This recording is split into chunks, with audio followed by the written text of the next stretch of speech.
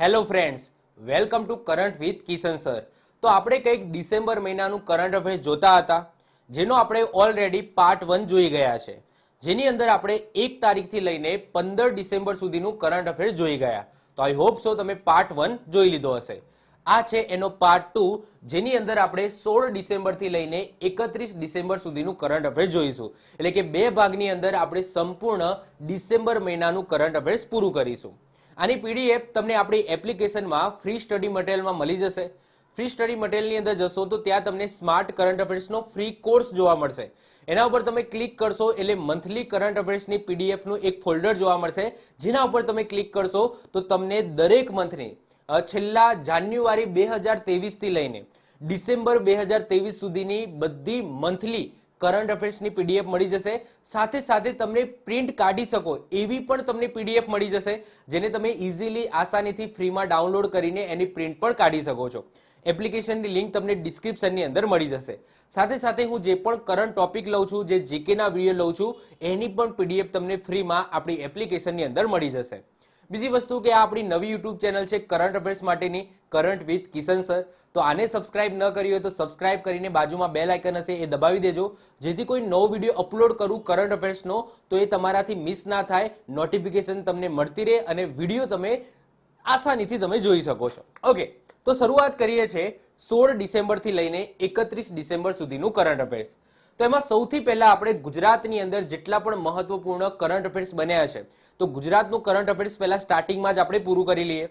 તો સૌથી પહેલો જ ક્વેશ્ચન છે, હાલમાં દેશમાં સોલર રૂફટોપ ક્ષમતાવાળું દેશનું પ્રથમ રાજ્ય કયું બન્યું છે? તો એ બન્યું છે આપણું ગુજરાત રાજ્ય. રિસેન્ટલી રિન્યુએબલ મિનિસ્ટ્રી દ્વારા એક રિપોર્ટ બહાર પાડ્યો. એ રિપોર્ટ અનુસાર દેશની અંદર, આખા દેશની અંદર સોલર રૂફટોપથી 10.1 ગીગાવોટ વીજળી ઉત્પન્ન કરવામાં આવી આખા દેશની અંદર. આ 10.1 ગીગાવોટ વીજળીમાંથી 3.2 ગીગાવોટ એટલે કે 30% વીજળી છે એ માત્ર ગુજરાતે ઉત્પન્ન કરી છે. અને આ સાથે ગુજરાત દેશની અંદર રિન્યુએબલ એનર્જી, એમાં પણ સોલર રિન્યુએબલ એનર્જીની અંદર ટોપ ઉપર છે. તો માહિતી મહત્વપૂર્ણ છે, આ જે ડેટા છે એ ખાસ તમે યાદ રાખજો. તો આખા દેશની અંદર 10.1 ગીગાવોટ વીજળી ઉત્પન્ન કરવામાં આવી 2023ની અંદર, જેમાંથી 3.2 ગીગાવોટ એટલે કે આના 30% વીજળી છે એ માત્ર ને માત્ર ગુજરાતે ઉત્પન્ન કરી છે. તો મહત્વપૂર્ણ ક્વેશ્ચન છે, યાદ રાખીશું. નેક્સ્ટ વાત કરીએ બીજા નંબરે, હાલમાં દેશના કયા રાજ્યને દેશની પેટ્રો રાજધાનીના રૂપમાં માન્યતા આપવામાં આવી છે? તો એ મળી છે માન્યતા આપણા ગુજરાતને.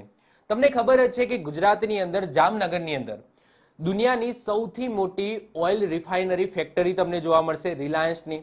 તમે આઈ હોપ સો જોઈ જશે, જામનગર તમે ગયા હશો તો ત્યાં તમને રસ્તામાં જ એટલી મોટી વિશાળ ફેક્ટરી છે, દુનિયાની સૌથી મોટી ઓઇલ રિફાઇનરી ફેક્ટરી છે. સાથે સાથે તમને ખબર જ છે ભરૂચની અંદર ઓઇલ પેટ્રોકેમિકલ કોમ્પ્લેક્સ આવેલું છે, અને એના કારણે એટલે કે ઓઇલ રિફાઇન કરવામાં અને બીજા રાજ્યોની અંદર એને એક્સપોર્ટ કરવામાં ગુજરાત પહેલા સ્થાને છે. એના જ કારણે રિસેન્ટલી આપણા ગુજરાતને પેટ્રો રાજધાનીના રૂપમાં માન્યતા આપવામાં આવી છે. તો ક્વેશ્ચન મહત્વપૂર્ણ છે, યાદ રાખીશું. નેક્સ્ટ વધીએ ત્રીજા નંબરનો ક્વેશ્ચન, ભારતની પ્રથમ સબમરીન પર્યટન સુવિધા કયા રાજ્યમાં શરૂ કરવામાં આવશે? તો આપણા ગુજરાત રાજ્યની અંદર શરૂ કરવામાં આવશે. તમને ન્યૂઝ તો મળી જ ગયા હશે કે આપણી જે દ્વારકા છે, એવું કહેવાય છે કે કૃષ્ણ ભગવાનની જે સોનાની દ્વારકા હતી એ દ્વારકા નગરી દરિયાની અંદર ડૂબી ગઈ હતી જ્યારે કૃષ્ણ ભગવાનનું અવસાન થયું હતું એ સમયે. તો રિસેન્ટલી સબમરીનમાં બેસીને તમને દરિયાની અંદર નીચે લઈ જવામાં આવશે. હા, ત્યાંથી અવશેષો મળી આવ્યા છે કે ભાઈ દરિયાની અંદર એ સોનાની નગરી હતી, એના અમુક અવશેષો પણ મળી આવ્યા છે. પરંતુ મેન હેતુ એ નથી કે ભાઈ તમને બેસાડીને અવશેષો બતાવવા લઈ જશે, ના. પરંતુ હા, તમને બેસાડીને દરિયાની અંદર જે દરિયાની સફર છે, જે અંદરનું જે વાતાવરણ છે એ તમને જોવા મળશે. તો આ સબમરીનમાં પર્યટન સુવિધા ગુજરાતના દ્વારકામાં શરૂ કરવામાં આવી છે, જેમાં પર્યટકો સબમરીનમાં બેસીને 100 મીટર સમુદ્રની ઊંડાઈએ જઈને સમુદ્રી જીવોને નિહાળી શકશે. ક્ષમતાની વાત કરીએ તો જે સબમરીન છે એની ક્ષમતા કેટલી હશે? તો એક વારમાં, એક વખતમાં 30 યાત્રીઓને લઈ જઈ શકાય એટલી સુવિધા, એટલી ક્ષમતા એ સબમરીનની હશે. તો જસ્ટ યાદ રાખીશું, દેશની અંદર આવું પહેલી વખત બન્યું છે કે ભાઈ સબમરીનની અંદર બેસાડીને પર્યટકોને સમુદ્રની અંદર જે જીવો છે, સમુદ્રી જીવો છે, એને નિહાળવા માટે લઈ જવામાં આવશે. ઓકે, તો એવું ગુજરાતની અંદર થવાનું છે, દ્વારકાની અંદર. હાલમાં 6th ભારતીય વિજ્ઞાન સંમેલન અને એક્સપોનું આયોજન ક્યાં કરવામાં આવ્યું? તો એ આપણા ગુજરાતની અંદર કરવામાં આવ્યું. ગુજરાતમાં પણ ક્યાં કરવામાં આવ્યું? તો અમદાવાદની અંદર કરવામાં આવ્યું. સમય હતો 21 થી લઈને 24 ડિસેમ્બર સુધી આનું આયોજન થયું અને થીમ રાખવામાં આવી new integer vision four development. તો જસ્ટ આપણે યાદ રાખીશું કે રિસેન્ટલી ભારતીય વિજ્ઞાન સંમેલન અને એક્સપોનું આયોજન ક્યાં થયું છે? તો આપણા ગુજરાતના અમદાવાદની અંદર થયું છે. થીમ પણ આપણે યાદ રાખીશું, a new integer vision four development. Okay, વધીએ છે આગળ. નેક્સ્ટ વાત કરીએ, હાલમાં 12મા દિવ્ય કલા મેળાનું આયોજન ક્યાં કરવામાં આવ્યું? તો એ કરવામાં આવ્યું છે ગુજરાતના સુરતની અંદર. સમય છે 29 ડિસેમ્બરથી લઈને 7 જાન્યુઆરી સુધી, એટલે કે હજુ ચાલુ જ છે. તો 29 ડિસેમ્બરથી લઈને 7 જાન્યુઆરી સુધી સુરતની અંદર દિવ્ય કલા મેળાનું આયોજન થશે. આ મેળામાં દેશના દિવ્યાંગ શિલ્પકાર અને ઉદ્યમી લોકો આવશે. દિવ્યાંગનો મતલબ શું સમજો છો? તો દિવ્યાંગ એટલે એવા વ્યક્તિઓ જે કંઈક ના કંઈક ડિસેબિલિટી ધરાવતા હોય, કંઈક ના કંઈક સમજી લો, કોઈને હાથ ન હોય, કોઈને પગ ના હોય, કોઈ બોલી ના શકતું હોય, તો એવા દિવ્યાંગ લોકો જે કંઈક ના કંઈક શિલ્પ કલા સાથે સંકળાયેલા છે, કંઈક ના કંઈક ઉદ્યમી સાથે સંકળાયેલા છે, તો પોતાની વસ્તુઓ બતાવવા માટે આ મેળાની અંદર આવી શકે છે. પોતાનો સ્ટોર છે એ આની અંદર ખોલી શકે છે. તો દિવ્યાંગ શિલ્પકાર અને ઉદ્યમી આની અંદર ભાગ લેશે, જે પોતાની પ્રોડક્ટનું અહીંયા પ્રદર્શન કરી શકે છે. નેક્સ્ટ વાત કરીએ આગળ. હાલમાં અયોધ્યા એરપોર્ટનું નામ બદલીને શું કરવામાં આવ્યું છે? તો યાદ રાખજો, રિસેન્ટલી યુપીની અંદર જે અયોધ્યા એરપોર્ટ આવેલું છે એનું નામ બદલીને કરી દેવામાં આવ્યું છે મહર્ષિ વાલ્મીકી એરપોર્ટ અયોધ્યા ધામ. ઓકે, મોસ્ટ આઈએમપી ક્વેશ્ચન છે. તો રિસેન્ટલી અયોધ્યા એરપોર્ટનું નામ બદલીને થઈ ગયું છે મહર્ષિ વાલ્મીકી એરપોર્ટ અયોધ્યા ધામ. વાલ્મીકી ઋષિ તમને ખબર જ છે, જેમને રામાયણ લખી. જ્યારે કહેવાય છે કે જે રામાયણ, ઉત્તર રામાયણ પૂરી થાય છે, એટલે કે જ્યારે રાવણનો વધ થાય છે, એના પછી જ્યારે સીતા અને રામ પુષ્પક વિમાનમાં બેસીને અયોધ્યા પાછા આવે છે, એના પછી તમને ખબર જ છે કે રામ ભગવાન છે એ સીતા મૈયાનો ત્યાગ કરે છે અને એના પછી જે સીતા મૈયા જે જગ્યાએ રહે છે એ હોય છે વાલ્મીકી ઋષિનો આશ્રમ, જ્યાં લવકુશનો જન્મ થાય છે. તો એ જ ઋષિ વાલ્મીકી ઋષિ જેમને રામાયણ લખી છે, તો એમના નામ ઉપર આ એરપોર્ટનું નામ રાખવામાં આવ્યું છે. તો મહત્વપૂર્ણ ક્વેશ્ચન છે, યાદ રાખીશું. નેક્સ્ટ વાત કરીએ, હાલમાં ઇન્દિરા ગાંધી શાંતિ પુરસ્કાર 2023 થી કોને સન્માનિત કરવામાં આવ્યા છે? તો ડેનિયલ બરેનબોઇન અને અલી અબુ અવાદને સન્માનિત કરવામાં આવ્યા છે. હવે આ કોણ છે? તો ડેનિયલ બરેનબોઇન છે એ આર્જેન્ટિનાના મશહૂર પિયાનો વાદક છે, જ્યારે અલી અબુ અવાદ છે એ ફિલિસ્તીની શાંતિ કાર્યકર્તા છે. તો રિસેન્ટલી, એટલે કે આ એવોર્ડ છે એ એવા વ્યક્તિઓને આપવામાં આવે છે એ કંઈક ના કંઈક શાંતિ માટે કામ કરતા હોય દુનિયાની અંદર. તો રિસેન્ટલી ડેનિયલ બરેનબોઇન અને અલી અબુ અવાદને આ સન્માનિત કરવામાં આવ્યા છે આનાથી, જેમાં ઇનામની રાશિ કેટલી આપવામાં આવે છે? તો 25 લાખ રૂપિયા આપવામાં આવે છે. તો ફિલિસ્તીન, તમને ખબર જ છે કે ઇઝરાયલ અને ફિલિસ્તીન વચ્ચે યુદ્ધ ચાલે છે. તો એવા સમયે આ અલી અબુ અવાદ અને આ જે ડેનિયલ બરેનબોઇન છે એમને શાંતિ માટેના કાર્યો કર્યા, જે બદલ એમને રિસેન્ટલી ઇન્દિરા ગાંધી શાંતિ પુરસ્કાર 2023 થી સન્માનિત કરવામાં આવ્યા છે. ક્લિયર? ચલો યાદ રાખીશું. નેક્સ્ટ વાત કરીએ, હાલમાં સુપ્રીમ કોર્ટ દ્વારા આર્ટિફિશિયલ ઇન્ટેલિજન્સ આધારિત ક્ષેત્રીય ભાષા અનુવાદ ઉપકરણ લોન્ચ કર્યું. તો એ ઉપકરણનું નામ શું છે? તો એ ઉપકરણનું નામ છે સુવાસ. શું છે? સુવાસ છે. આ સુવાસનું ફૂલ ફોર્મ પણ છે. સુવાસનું ફૂલ ફોર્મ છે સુપ્રીમ કોર્ટ પછી વિધિક અનુવાદ સોફ્ટવેર. ફરીથી રિપીટ કરું છું, રિસેન્ટલી સુપ્રીમ કોર્ટ દ્વારા એઆઈ એટલે કે આર્ટિફિશિયલ ઇન્ટેલિજન્સ આધારિત ભાષા અનુવાદ ઉપકરણ લોન્ચ કરવામાં આવ્યું. એ ઉપકરણનું નામ છે સુવાસ અને એનું ફૂલ ફોર્મ છે સુપ્રીમ કોર્ટ વિધિક અનુવાદ સોફ્ટવેર. તો આ સોફ્ટવેર શું કામ કરશે? તો જે સુપ્રીમ કોર્ટના જે નિર્ણયો હોય છે એ અંગ્રેજી ભાષામાં હોય છે. તો ત્યાંની જે રિજનલ લેંગ્વેજ છે, મતલબ કે ભારતની અંદર તમે જો કે ગુજરાતી લેંગ્વેજ છે, તમિલ લેંગ્વેજ છે, તો અમુક એવા વ્યક્તિઓ છે, આપણા ઘણા બધા એવા વ્યક્તિઓ છે જે અંગ્રેજી ભાષાને ન સમજી શકે. તો સુપ્રીમ કોર્ટના જે નિર્ણયો છે જે અંગ્રેજી ભાષામાં છે એ રિજનલ 11 ભાષાઓની અંદર અનુવાદ કરશે. તો આ એક આર્ટિફિશિયલ ઇન્ટેલિજન્સ આધારિત સુવાસ નામનું સોફ્ટવેર છે, જે સિમ્પલ જે સુપ્રીમ કોર્ટના અંગ્રેજી ભાષાની અંદર જે નિર્ણયો આપવામાં આવે છે એને 11 રિજનલ ભાષાની અંદર અનુવાદ કરશે. નેક્સ્ટ વાત કરીએ આગળ. હાલમાં કોણે UWW એટલે કે United World Wrestling rising star of the year ચૂનવામાં આવ્યા છે? તો આન્સર આવશે અંતિમ પંગલ. અંતિમ પંગલ કોણ છે? તો હરિયાણી 19 વર્ષીય પહેલવાન છે જેમને recently United World Wrestling rising star of the year ચૂનવામાં આવ્યા છે. તો મહત્વપૂર્ણ ક્વેશ્ચન છે, આપણા ભારતના છે, હરિયાણાથી બિલોંગ કરે છે, તો આપણે યાદ રાખીશું. નેક્સ્ટ વાત કરીએ. હાલમાં પાણીમાંથી આર્સેનિક અને ધાતુ આયનને હટાવવા અમૃત ટેકનોલોજી કોણે વિકસિત કરી? તો આન્સર આવશે આઈઆઈટી મદ્રાસ દ્વારા વિકસિત કરવામાં આવી છે. હવે એ જે શબ્દ છે ને અમૃત, આ અમૃતનું ફૂલ ફોર્મ એક્ઝામની અંદર પૂછાઈ શકે છે.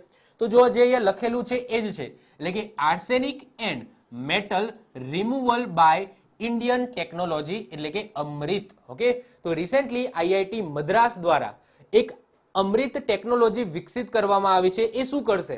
તો પાણીમાંથી આર્સેનિક અને ધાતુ આયન છે એને અલગ કરી શકશે. તો આવી ટેકનોલોજી છે એ રિસેન્ટલી વિકસિત કરવામાં આવી છે. અહીંયા હું સાથે સાથે ઇમેજીસ પણ મૂકતો રહું છું જેથી તમે ત્યાં ધ્યાન આપી શકો. તો આની પીડીએફ તો હું તમને આપવાનો જ છું. ઓકે, એમાં તમે સારી રીતના ક્વેશ્ચન આન્સર અને સાથે સાથે ઇમેજને પણ તમે સ્ટડી કરી શકો છો. વધીએ છે આગળ. નેક્સ્ટ, ડિસેમ્બર 2023માં લોન્ચ કરવામાં આવેલ ભારતની સૌથી ઝડપી અને સૌર ઇલેક્ટ્રિક નાવડીનું નામ શું છે? તો આન્સર આવશે બરાકુડા. ઓકે, બરાકુડા. એકચ્યુઅલી બરાકુડા નામની માછલી હોય છે. બરાકુડા જે માછલી છે ને એ પોતાની સ્પીડ માટે જાણીતી છે. તો અત્યારે જે આ નાવડી બનાવવામાં આવી છે, જે બોટ બનાવવામાં આવી છે, ભારતની સૌથી ઝડપી અને સૌર ઇલેક્ટ્રિક બોટ બનાવવામાં આવી છે, તો એ પણ એટલી સ્પીડમાં છે, એ માછલીની જેમ સ્પીડમાં ચાલે છે. એના કારણે એ માછલી ઉપરથી એનું નામ બરાકુડા એ રાખવામાં આવ્યું છે. તો આ નાવડીનું નામ સૌથી ઝડપી માછલી બરાકુડા પરથી રાખવામાં આવ્યું છે. ક્ષમતાની વાત કરીએ તો આ જે બોટ દેખાય છે એની ક્ષમતા છે 12 વ્યક્તિઓની. એક વખત ચાર્જ કરી લો, આ બોટને તમે એક વખત ચાર્જ કરી લો તો એ સતત 7 કલાક ચાલશે. અને ઝડપની વાત કરીએ તો 12.5 સમુદ્રી મીલ પ્રતિ અવર આની સ્પીડ છે. તો જસ્ટ આપણે યાદ રાખીશું કે ભારતની સૌથી ઝડપી અને સૌર ઇલેક્ટ્રિક નાવડી બોટ છે એ લોન્ચ કરી દેવામાં આવી છે જેનું નામ રાખવામાં આવ્યું છે બરાકુડા. શું રાખ્યું છે? બરાકુડા નામ રાખ્યું છે. આ બધી માહિતી કદાચ ન પૂછાય પરંતુ આ જે નામ છે એ પૂછાવાની શક્યતા વધારે છે. તો આ નામ આપણે ખાસ યાદ રાખીશું. નેક્સ્ટ વાત કરીએ. હાલમાં ડેકાકોન બનનાર ભારતની પ્રથમ બ્રાન્ડ કઈ બની છે? તો એ બની છે આઈપીએલ. બધાને ખબર જ છે. હવે જો અહીંયા છે ડેકાકોન. હવે આપણે યુનિકોર્ન સાંભળ્યું હશે. ઓકે, યુનિકોર્ન સાંભળ્યું હશે કે ભાઈ આ કંપની છે એ યુનિકોર્ન બની. આ યુનિકોર્નનો મતલબ શું થાય? તો કોઈ કંપનીની માર્કેટ વેલ્યુ $1 બિલિયન કરતા વધુ હોય તો એને આપણે યુનિકોર્ન કહીશું. એ જ રીતના કોઈ કંપનીની માર્કેટ વેલ્યુ $10 બિલિયન કરતા વધારે હોય તો એને શું કહેવામાં આવે? ડેકાકોન કહેવામાં આવે. તો એવી ભારતની પહેલી ડેકાકોન કંપની કઈ બની છે? તો એ બની છે આઈપીએલ, જેની માર્કેટ વેલ્યુ કેટલી છે? $10.7 બિલિયન છે. તો જસ્ટ આપણે યાદ રાખીશું ભારતની પ્રથમ બ્રાન્ડ, ભારતની પહેલી કંપની. આઈપીએલ એક કંપની જ છે. ઓકે, આઈપીએલ ક્રિકેટની જ આઈપીએલ ની વાત થઈ રહી છે. તો આઈપીએલ એક બ્રાન્ડ જ છે, એક કંપની છે જે રિસેન્ટલી ડેકાકોન બની છે. ઓકે, એની માર્કેટ વેલ્યુ કેટલી છે? $10.7 બિલિયન ની છે. તો જસ્ટ આપણે યાદ રાખીશું. નેક્સ્ટ વાત કરીએ. હાલમાં ભારતની પ્રથમ સોડિયમ આયન બેટરી કોને લોન્ચ કરી છે? તો એ લોન્ચ કરી છે કેપીઆઈટી ટેકનોલોજીસ દ્વારા. તો મોસ્ટ આઈએમપી ક્વેશ્ચન છે. હવે અત્યાર સુધી આપણે વાત કરતા હતા લિથિયમ આયન બેટરી, પરંતુ આ જે લિથિયમ છે ને એ ભારતની અંદર બહુ ઓછું છે અને એના જ કારણે ભારતની અંદર જે ઇલેક્ટ્રિક વ્હીકલ છે એમના ભાવ ઊંચા છે. કેમ? કારણ કે જે મેન વસ્તુ છે બેટરીની અંદર એ છે લિથિયમ આયન. લિથિયમ આપણા દેશની અંદર એટલું બધું મળતું નથી. પરંતુ હા, આપણે એક કંપની છે કેપીઆઈટી જેને સોડિયમ આયન બેટરી બનાવી. હવે સોડિયમ તો પ્રચુર માત્રામાં આપણા ભારત પાસે છે. તો જો સોડિયમ આયન બેટરીના વ્હીકલ્સ બનવા માંડશે, ઇલેક્ટ્રિક વ્હીકલ્સ, તો એના ભાવ બહુ સસ્તા હશે. હવે ફરક શું છે એ સમજી લઈએ. તો જો કેપીઆઈટી ટેકનોલોજી એ ભારતની પ્રથમ અને દુનિયાની ચોથી એવી કંપની છે જેના જોડે સોડિયમ આયન બેટરી બનાવવાની ટેકનોલોજી છે. તો વિચાર કરી લો કે આ કેપીઆઈટી જે ટેકનોલોજી છે ભારતની કંપની, એ ભારતની પહેલી અને દુનિયાની ચોથી એવી કંપની છે જેની જોડે આ સોડિયમ આયન બેટરી બનાવવાની ક્ષમતા છે, ટેકનોલોજી એની પાસે છે. સોડિયમ આયન બેટરી એ લિથિયમ આયન બેટરી કરતા 25% સસ્તી હોય છે. ઓકે, તો કાલ ઉઠીને જો સોડિયમ આયન બેટરીથી જો ઇલેક્ટ્રિક વ્હીકલ બને છે ભારતની અંદર તો એમના પ્રાઇસ બહુ જ ઓછા હશે. તો જસ્ટ આપણે યાદ રાખીશું, કંપનીનું નામ ખાસ યાદ રાખીશું, KPIT ટેકનોલોજીસ, જેને રિસેન્ટલી સોડિયમ આયન બેટરી બનાવી છે. નેક્સ્ટ વાત કરીએ, હાલમાં ભારતીય વન અને લાકડું પ્રમાણન યોજના કોને શરૂ કરી છે? તો પર્યાવરણ, વન અને જળવાયુ પરિવર્તન મંત્રાલય દ્વારા શરૂ કરી છે. ઉદ્દેશ્ય એ છે કે સતત વન પ્રબંધનને વધારવું. અને પર્યાવરણ મંત્રી કોણ છે? બધાને ખબર હોવી જોઈએ, તો ભૂપેન્દ્ર યાદવ છે. તો જે ફોરેસ્ટ ગાર્ડના છે એમને તો ખાસ ખબર હોવી જોઈએ કે ભાઈ પર્યાવરણ મંત્રી કોણ છે આપણા? તો ભૂપેન્દ્ર યાદવ છે. ઓકે, વધીએ આગળ. નેક્સ્ટ વાત કરીએ, હાલમાં કોણે મિસ ઇન્ડિયા USA 2023 નો કિતાબ જીતી લીધો છે? તો આન્સર આવશે રિઝુલ મૌની. રિઝુલ મૌની એટલા માટે મહત્વના છે કારણ કે ભારતીય મૂળના છે. બાકી આ ક્વેશ્ચનનો કોઈ મતલબ નથી રહેતો કારણ કે આ USA નો મિસ ઇન્ડિયા એવોર્ડ છે, પરંતુ જે જીતનાર વ્યક્તિ છે એ ભારતીય મૂળના છે, રિઝુલ મૌની, એટલા માટે આપણે યાદ રાખીશું. તો મિસ ઇન્ડિયા USA 2023 નો કિતાબ કોને જીતી લીધો છે? તો રિઝુલ મૌની દ્વારા જીતી લેવામાં આવે છે, જે ભારતીય મૂળના છે. તો કદાચ એક્ઝામની અંદર ક્વેશ્ચન બની શકે. નેક્સ્ટ વાત કરીએ, ડિસેમ્બર 2023માં ઓમાનના સુલતાન ભારતની અંદર 3 દિવસીય યાત્રા ઉપર છે. તો એમનું નામ શું છે? તો ભારતની યાત્રા ઉપર છે, ભારતની અંદર આવ્યા છે, 3 દિવસની યાત્રા ઉપર છે, તો નામ પૂછાઈ જાય. તો એમનું નામ છે હેથમ બિન તારીફ. હેથમ બિન તારીફ કોણ છે? તો ઓમાનના સુલતાન છે, જે ભારતની યાત્રા ઉપર આવ્યા હતા, 3 દિવસની યાત્રા ઉપર આવ્યા હતા. તો યાદ રાખીશું. ઓમાનની વાત કરીએ તો ઓમાનની કેપિટલ કઈ છે? મેસ્કોટ છે. ઓકે, મેસ્કોટ અથવા તો મેસ્કટ તમે કહી શકો. ઓમાન સાથે આપણે કયા કયા નામના યુદ્ધ અભ્યાસ કરીએ છીએ? તો અલ નગા નામનું યુદ્ધ અભ્યાસ કરીએ છીએ, પછી નસીમ અલ બહર નામનું યુદ્ધ અભ્યાસ કરીએ છીએ, પછી ઈસ્ટર્ન બ્રિજ નામનું યુદ્ધ અભ્યાસ કરીએ છીએ. તો આ બધા જે યુદ્ધ અભ્યાસ છે ભારત અને ઓમાન વચ્ચે થાય છે. તો મહત્વપૂર્ણ ક્વેશ્ચન છે, નામ યાદ રાખીશું કારણ કે ભારતની અંદર આવ્યા 3 દિવસના પ્રવાસ માટે, તો એક્ઝામની અંદર ક્વેશ્ચન બની શકે. ચલો વધીએ. નેક્સ્ટ આગળ વાત કરીએ, રિસેન્ટલી ઓલા દ્વારા ભારતનું પ્રથમ AI આર્ટિફિશિયલ ઇન્ટેલિજન્સ મોડેલ કયા નામથી લોન્ચ કર્યું છે? તો આન્સર આવશે કૃત્રિમ. કૃત્રિમ, KRUTRIM, કૃત્રિમ નામથી એક AI મોડેલ લોન્ચ કર્યું છે. આ મોડેલ એવું કહેવામાં આવે છે, ઓલા દ્વારા એવું કહેવામાં આવે છે કે આ મોડેલ ઓપન AI દ્વારા જે ચેટ GPT બનાવવામાં આવ્યું છે એને ટક્કર આપશે, એવું એમને કીધું છે. અને આ જે કૃત્રિમ નામનું જે AI બનાવ્યું છે એ ભારતની 22 ભાષાઓ છે એને સમજી શકશે. તો કોને લોન્ચ કર્યું છે, કોને બનાવ્યું છે? તો ઓલા દ્વારા બનાવવામાં આવ્યું છે અને ભારતનું પ્રથમ આ AI મોડેલ છે. તો ખાસ આપણે યાદ રાખીશું. ચલો વધીએ આગળ. આગળ વાત કરીએ, હાલમાં ભારતે કયા સ્વદેશી high speed flying wing UAV એનું સફળ પરીક્ષણ કર્યું છે? તો આન્સર આવશે ક્યાં કર્યું છે? તો કર્ણાટકાની અંદર કર્યું છે. ઓકે, તો હાલમાં ભારતે ક્યાં એટલે કે કર્ણાટકાની અંદર સ્વદેશી high speed flying wing UAV નું સફળ પરીક્ષણ કર્યું છે. હવે UAV નો મતલબ શું થાય? તો અનમેન્ડ એરિયલ વ્હીકલ, એનો મતલબ જ થાય ડ્રોન. ઓકે, ડ્રોનનું પરીક્ષણ કર્યું છે અને આ કોને બનાવ્યું છે? તો DRDO દ્વારા બનાવ્યું છે. તો આ સ્વદેશી છે, ભારતની અંદર જ બનેલું છે. તો ક્વેશ્ચન મહત્વપૂર્ણ બની જાય છે. તો સ્વદેશી high speed flying wing unmanned aerial vehicle, એનો મતલબ ડ્રોન. ઓકે, આનો મતલબ જ એમ થાય અનમેન્ડ એટલે કે એની અંદર કોઈ માણસ ના હોય. અનમેન્ડ એરિયલ વ્હીકલ એટલે કે ડ્રોનની વાત થઈ રહી છે. એનું સફળ પરીક્ષણ કર્યું છે અને કોને બનાવ્યું છે? તો DRDO એ બનાવ્યું છે. નેક્સ્ટ આગળ વાત કરીએ, હાલમાં કોણે વિજય હજારે ટ્રોફી 2023-24 જીતી લીધી છે? તો આન્સર આવશે હરિયાણા દ્વારા જીતી લેવામાં આવી છે. ફાઇનલ મેચ ક્યાં રમાઈ હતી? તો રાજકોટની અંદર જે સૌરાષ્ટ્ર ક્રિકેટ સ્ટેડિયમ આવેલું છે, આપણું રાજકોટ છે, તો સૌરાષ્ટ્ર ક્રિકેટ સ્ટેડિયમ આવેલું છે ત્યાં રમાઈ હતી. અને ફાઇનલની અંદર હરિયાણાએ કોને હાર આપી? તો રાજસ્થાનને હાર આપી. તો જસ્ટ આપણે યાદ રાખી લો કે ભાઈ વિજય હજારે ટ્રોફી જે ક્રિકેટની ટ્રોફી છે 2023-24 નો કિતાબ એટલે કે વિનર કોણ બન્યા છે? તો હરિયાણા વિનર બન્યા છે. જસ્ટ એટલું યાદ રાખી લો. ચલો વધીએ આગળ. નેક્સ્ટ વાત કરીએ, હાલમાં ભારતીય વાયુસેના દ્વારા સમર વાયુ રક્ષા મિસાઇલ પ્રણાલીનું સફળ પરીક્ષણ ક્યાં કર્યું? તો એ કર્યું છે આંધ્રપ્રદેશની અંદર. આ ક્વેશ્ચન મોસ્ટ IMP છે, યાદ રાખી લો. અહીંયા જે સમર છે એનું પણ ફૂલ ફોર્મ છે, સાથે સાથે બહુ જ ચર્ચામાં હતું, આના જે વિડીયો છે એ પણ બહુ વાયરલ થયા હતા. તો રિસેન્ટલી ભારતીય વાયુસેના દ્વારા સમર વાયુ રક્ષા મિસાઇલ પ્રણાલીનું પરીક્ષણ ક્યાં કર્યું છે? તો આંધ્રપ્રદેશમાં કર્યું છે. સૌથી પહેલા જે સમર શબ્દ આવ્યો છે એનું ફૂલ ફોર્મ શું થાય? તો surface to air missile for assured retaliation. Okay, ફરીથી રિપીટ કરું છું.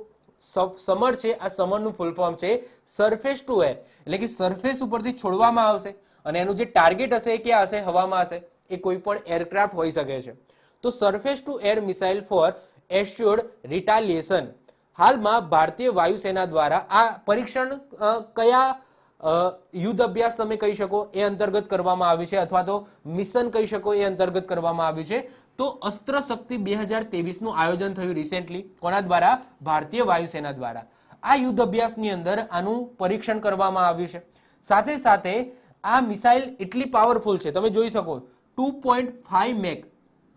2.5 મેક નો મતલબ શું થાય ખબર છે? મેક નો મતલબ શું થાય? એક મેક એટલે જે અવાજની સ્પીડ હોય ને, અવાજની સ્પીડ, તો એને આપણે એક મેક કહીશું.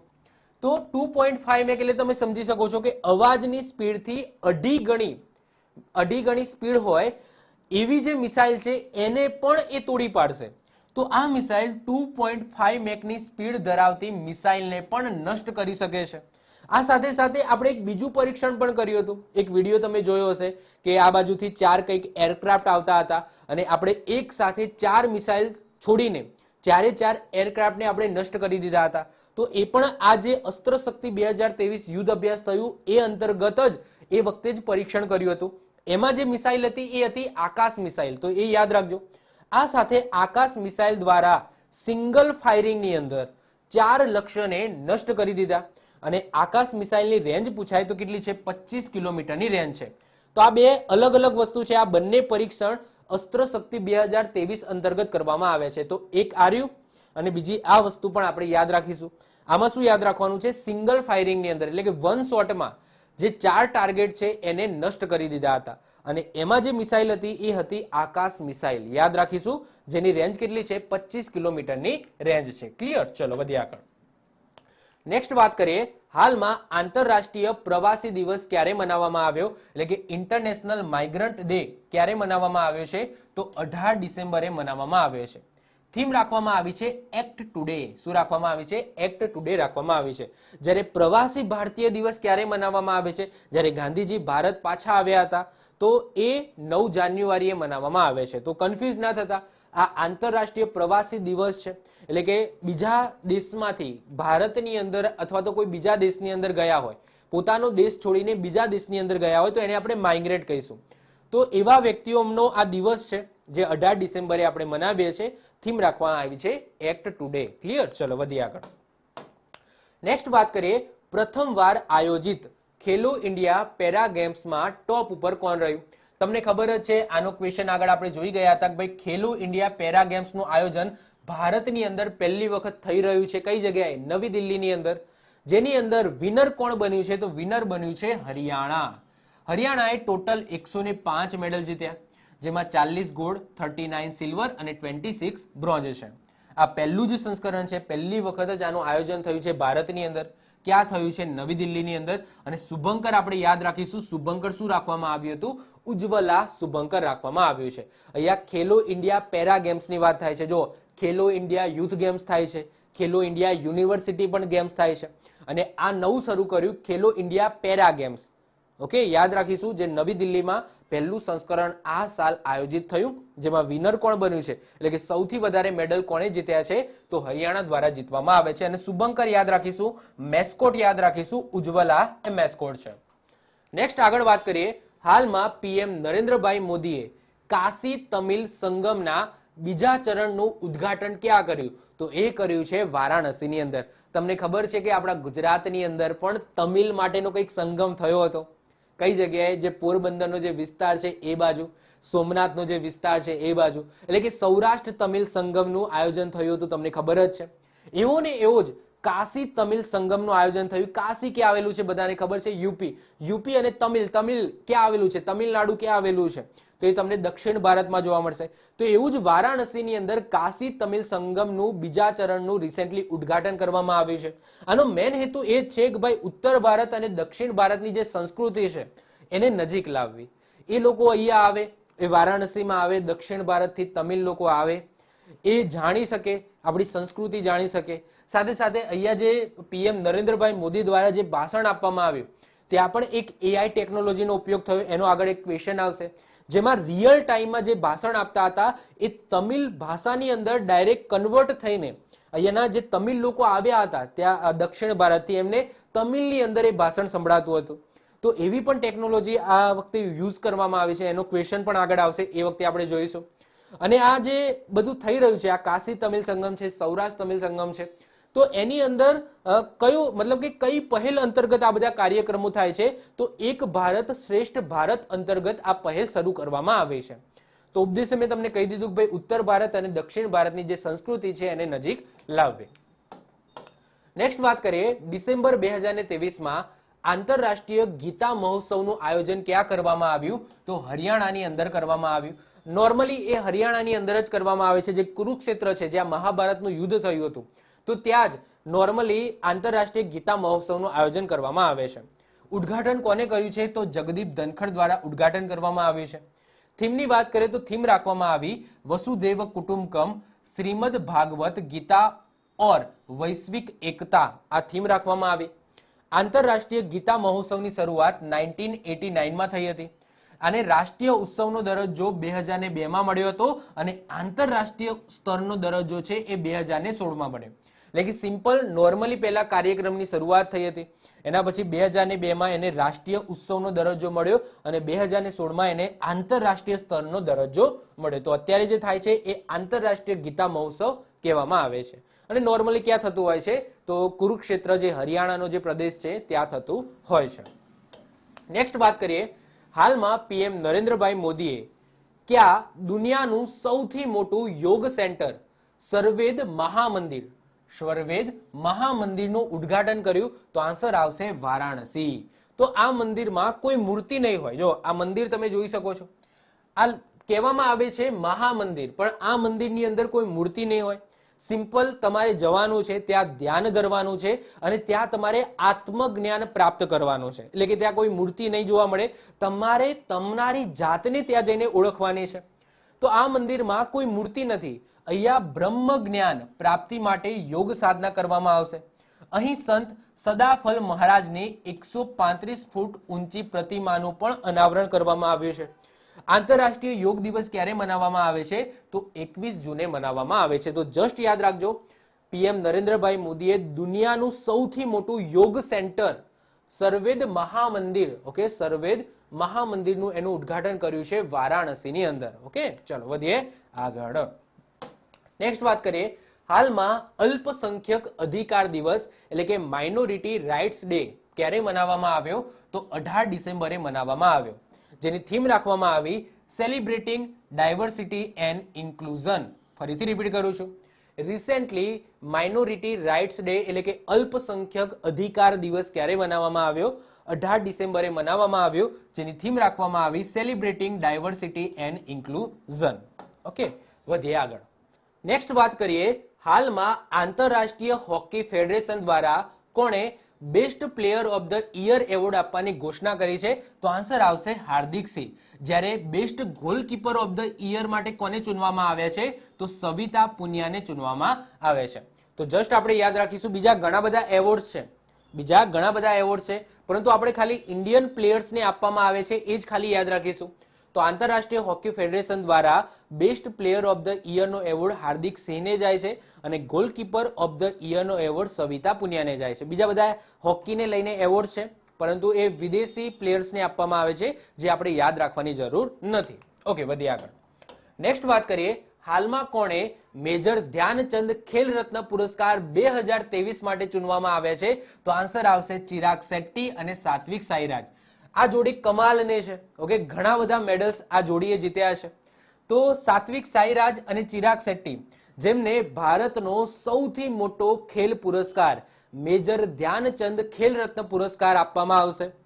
બીજી વસ્તુ કે તમને ખબર હોય તો પ્રાચીન નામ શું હતું, મતલબ કે જૂનું નામ શું હતું આ એવોર્ડનું? રાજીવ ગાંધી ખેલ રત્ન પુરસ્કાર હતું. એને ચેન્જ કરીને મેજર ધ્યાનચંદ ખેલ રત્ન પુરસ્કાર કરવામાં આવ્યું. સાથે સાથે ઇનામના જે પૈસા છે એ પણ વધારવામાં આવ્યા. કેટલા? 25 લાખ રૂપિયા કરી દેવામાં આવ્યા. તો રાષ્ટ્રપતિ દ્રૌપદી મુર્મુ દ્વારા આ એવોર્ડ 9 જાન્યુઆરી 2024ના રોજ આપવામાં આવશે.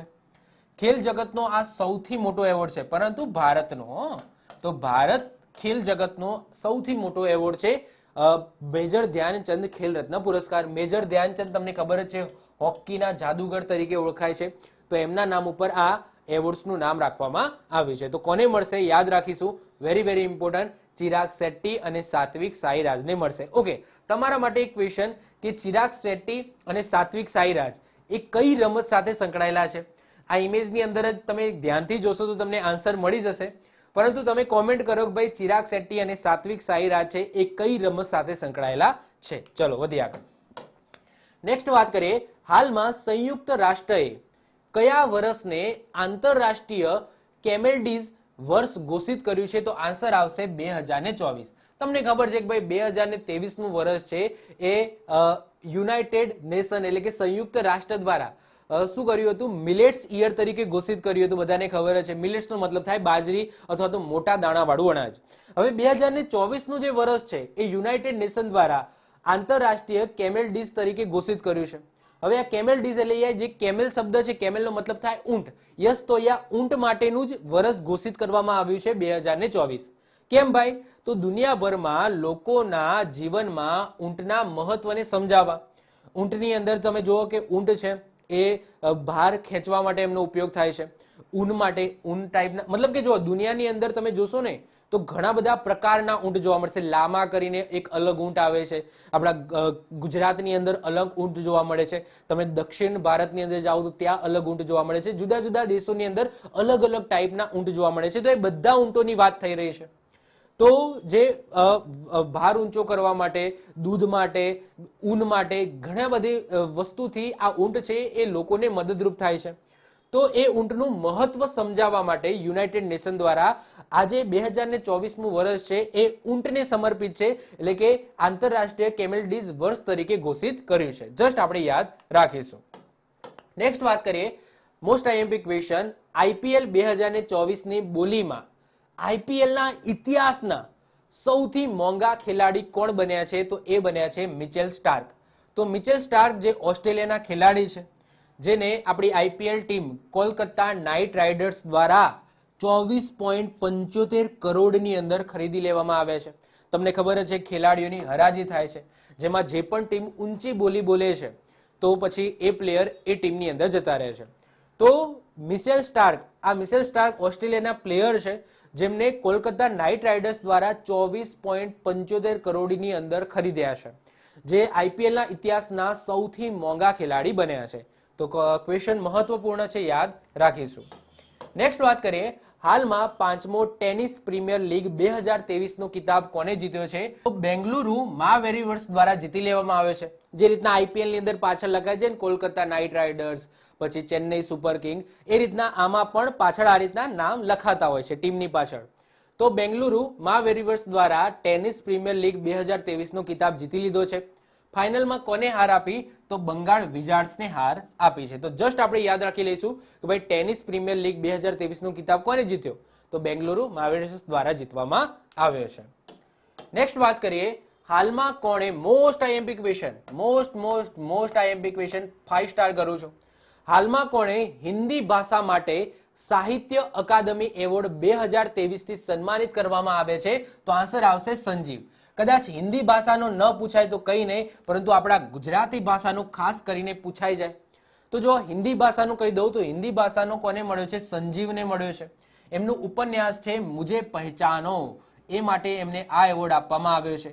તો ગુજરાતી ભાષાનો કોને મળ્યો છે? તો ગુજરાતી ભાષાનો મળ્યો છે સંદીપ જોશીને. આ આપણે ખાસ યાદ રાખીશું. એમની નોવેલ છે સૈરેન્દ્રી, તો આ સૈરેન્દ્રી માટે એમને આ એવોર્ડ આપવામાં આવ્યો છે. તો આટલું આપણે ખાસ યાદ રાખીશું. આજે સૌથી મોટો સાહિત્ય જગતનો આ સૌથી મોટો એવોર્ડ છે. તો ભારતના સાહિત્ય જગતનો સૌથી મોટો એવોર્ડ સાહિત્ય અકાદમી એવોર્ડ, જે ટોટલ 24 ભાષાની અંદર આપવામાં આવે છે. આપણા બંધારણની અંદર 22 ભાષા છે, તો એ 22 ભાષા પ્લસ અંગ્રેજી પ્લસ રાજસ્થાની ટોટલ 24 ભાષાની અંદર આ એવોર્ડ આપવામાં આવે છે. આપણે બધી ભાષાના યાદ નથી રાખવાના, પરંતુ હિન્દી અને ગુજરાતી ભાષાના આપણે ખાસ યાદ રાખીશું. તો ગુજરાતી ભાષાનો સંદીપ જોશીને મળ્યો છે, એમની નોવેલ છે સૈરેન્દ્રી માટે, અને હિન્દી ભાષાનો સંજીવને મળ્યો છે મુझे પહેચાનો માટે. સાહિત્ય અકાદમી એવોર્ડની શરૂઆત 1954માં થઈ હતી. આ એવોર્ડ ટોટલ 24 ભાષામાં આપવામાં આવે છે, જેમાં બંધારણની 22 ભાષા પ્લસ અંગ્રેજી પ્લસ રાજસ્થાની ભાષાની અંદર આપવામાં આવે છે. તો મોસ્ટ આઈએમપી ક્વેશ્ચન છે, ખાસ આપણે યાદ રાખીશું. ઓકે, વધીએ આગળ. નેક્સ્ટ વાત કરીએ, હાલમાં કોણે લીફ એરિક્સન લુનર પુરસ્કારથી સન્માનિત કરવામાં આવ્યા? તો ઈસરોને સન્માનિત કરવામાં આવે છે. ભાઈ કેમ એમને આ એવોર્ડ મળ્યો, એટલે કે ઈસરોને એવોર્ડ કેમ મળ્યો? કારણ કે રિસેન્ટલી તમને ખબર છે ચંદ્રયાન 3, તો આ ચંદ્રયાન 3 નું સફળતાપૂર્વક એને આપણે પ્રક્ષેપિત કર્યું છે. જે ધ્યેય હતો, જે મિશન છે, એ ટોટલી સફળ રહ્યું છે. એ બદલ ઈસરોને રિસેન્ટલી લીફ એરિક્સન લુનર પુરસ્કારથી સન્માનિત કરવામાં આવ્યા છે. તો આ એવોર્ડ આઇસલેન્ડના હુસાવિકની અંદર આપવામાં આવે છે. આ એવોર્ડ ઈસરોના ચંદ્રયાન 3 ના સફળ મિશન બદલ આપવામાં આવ્યો છે.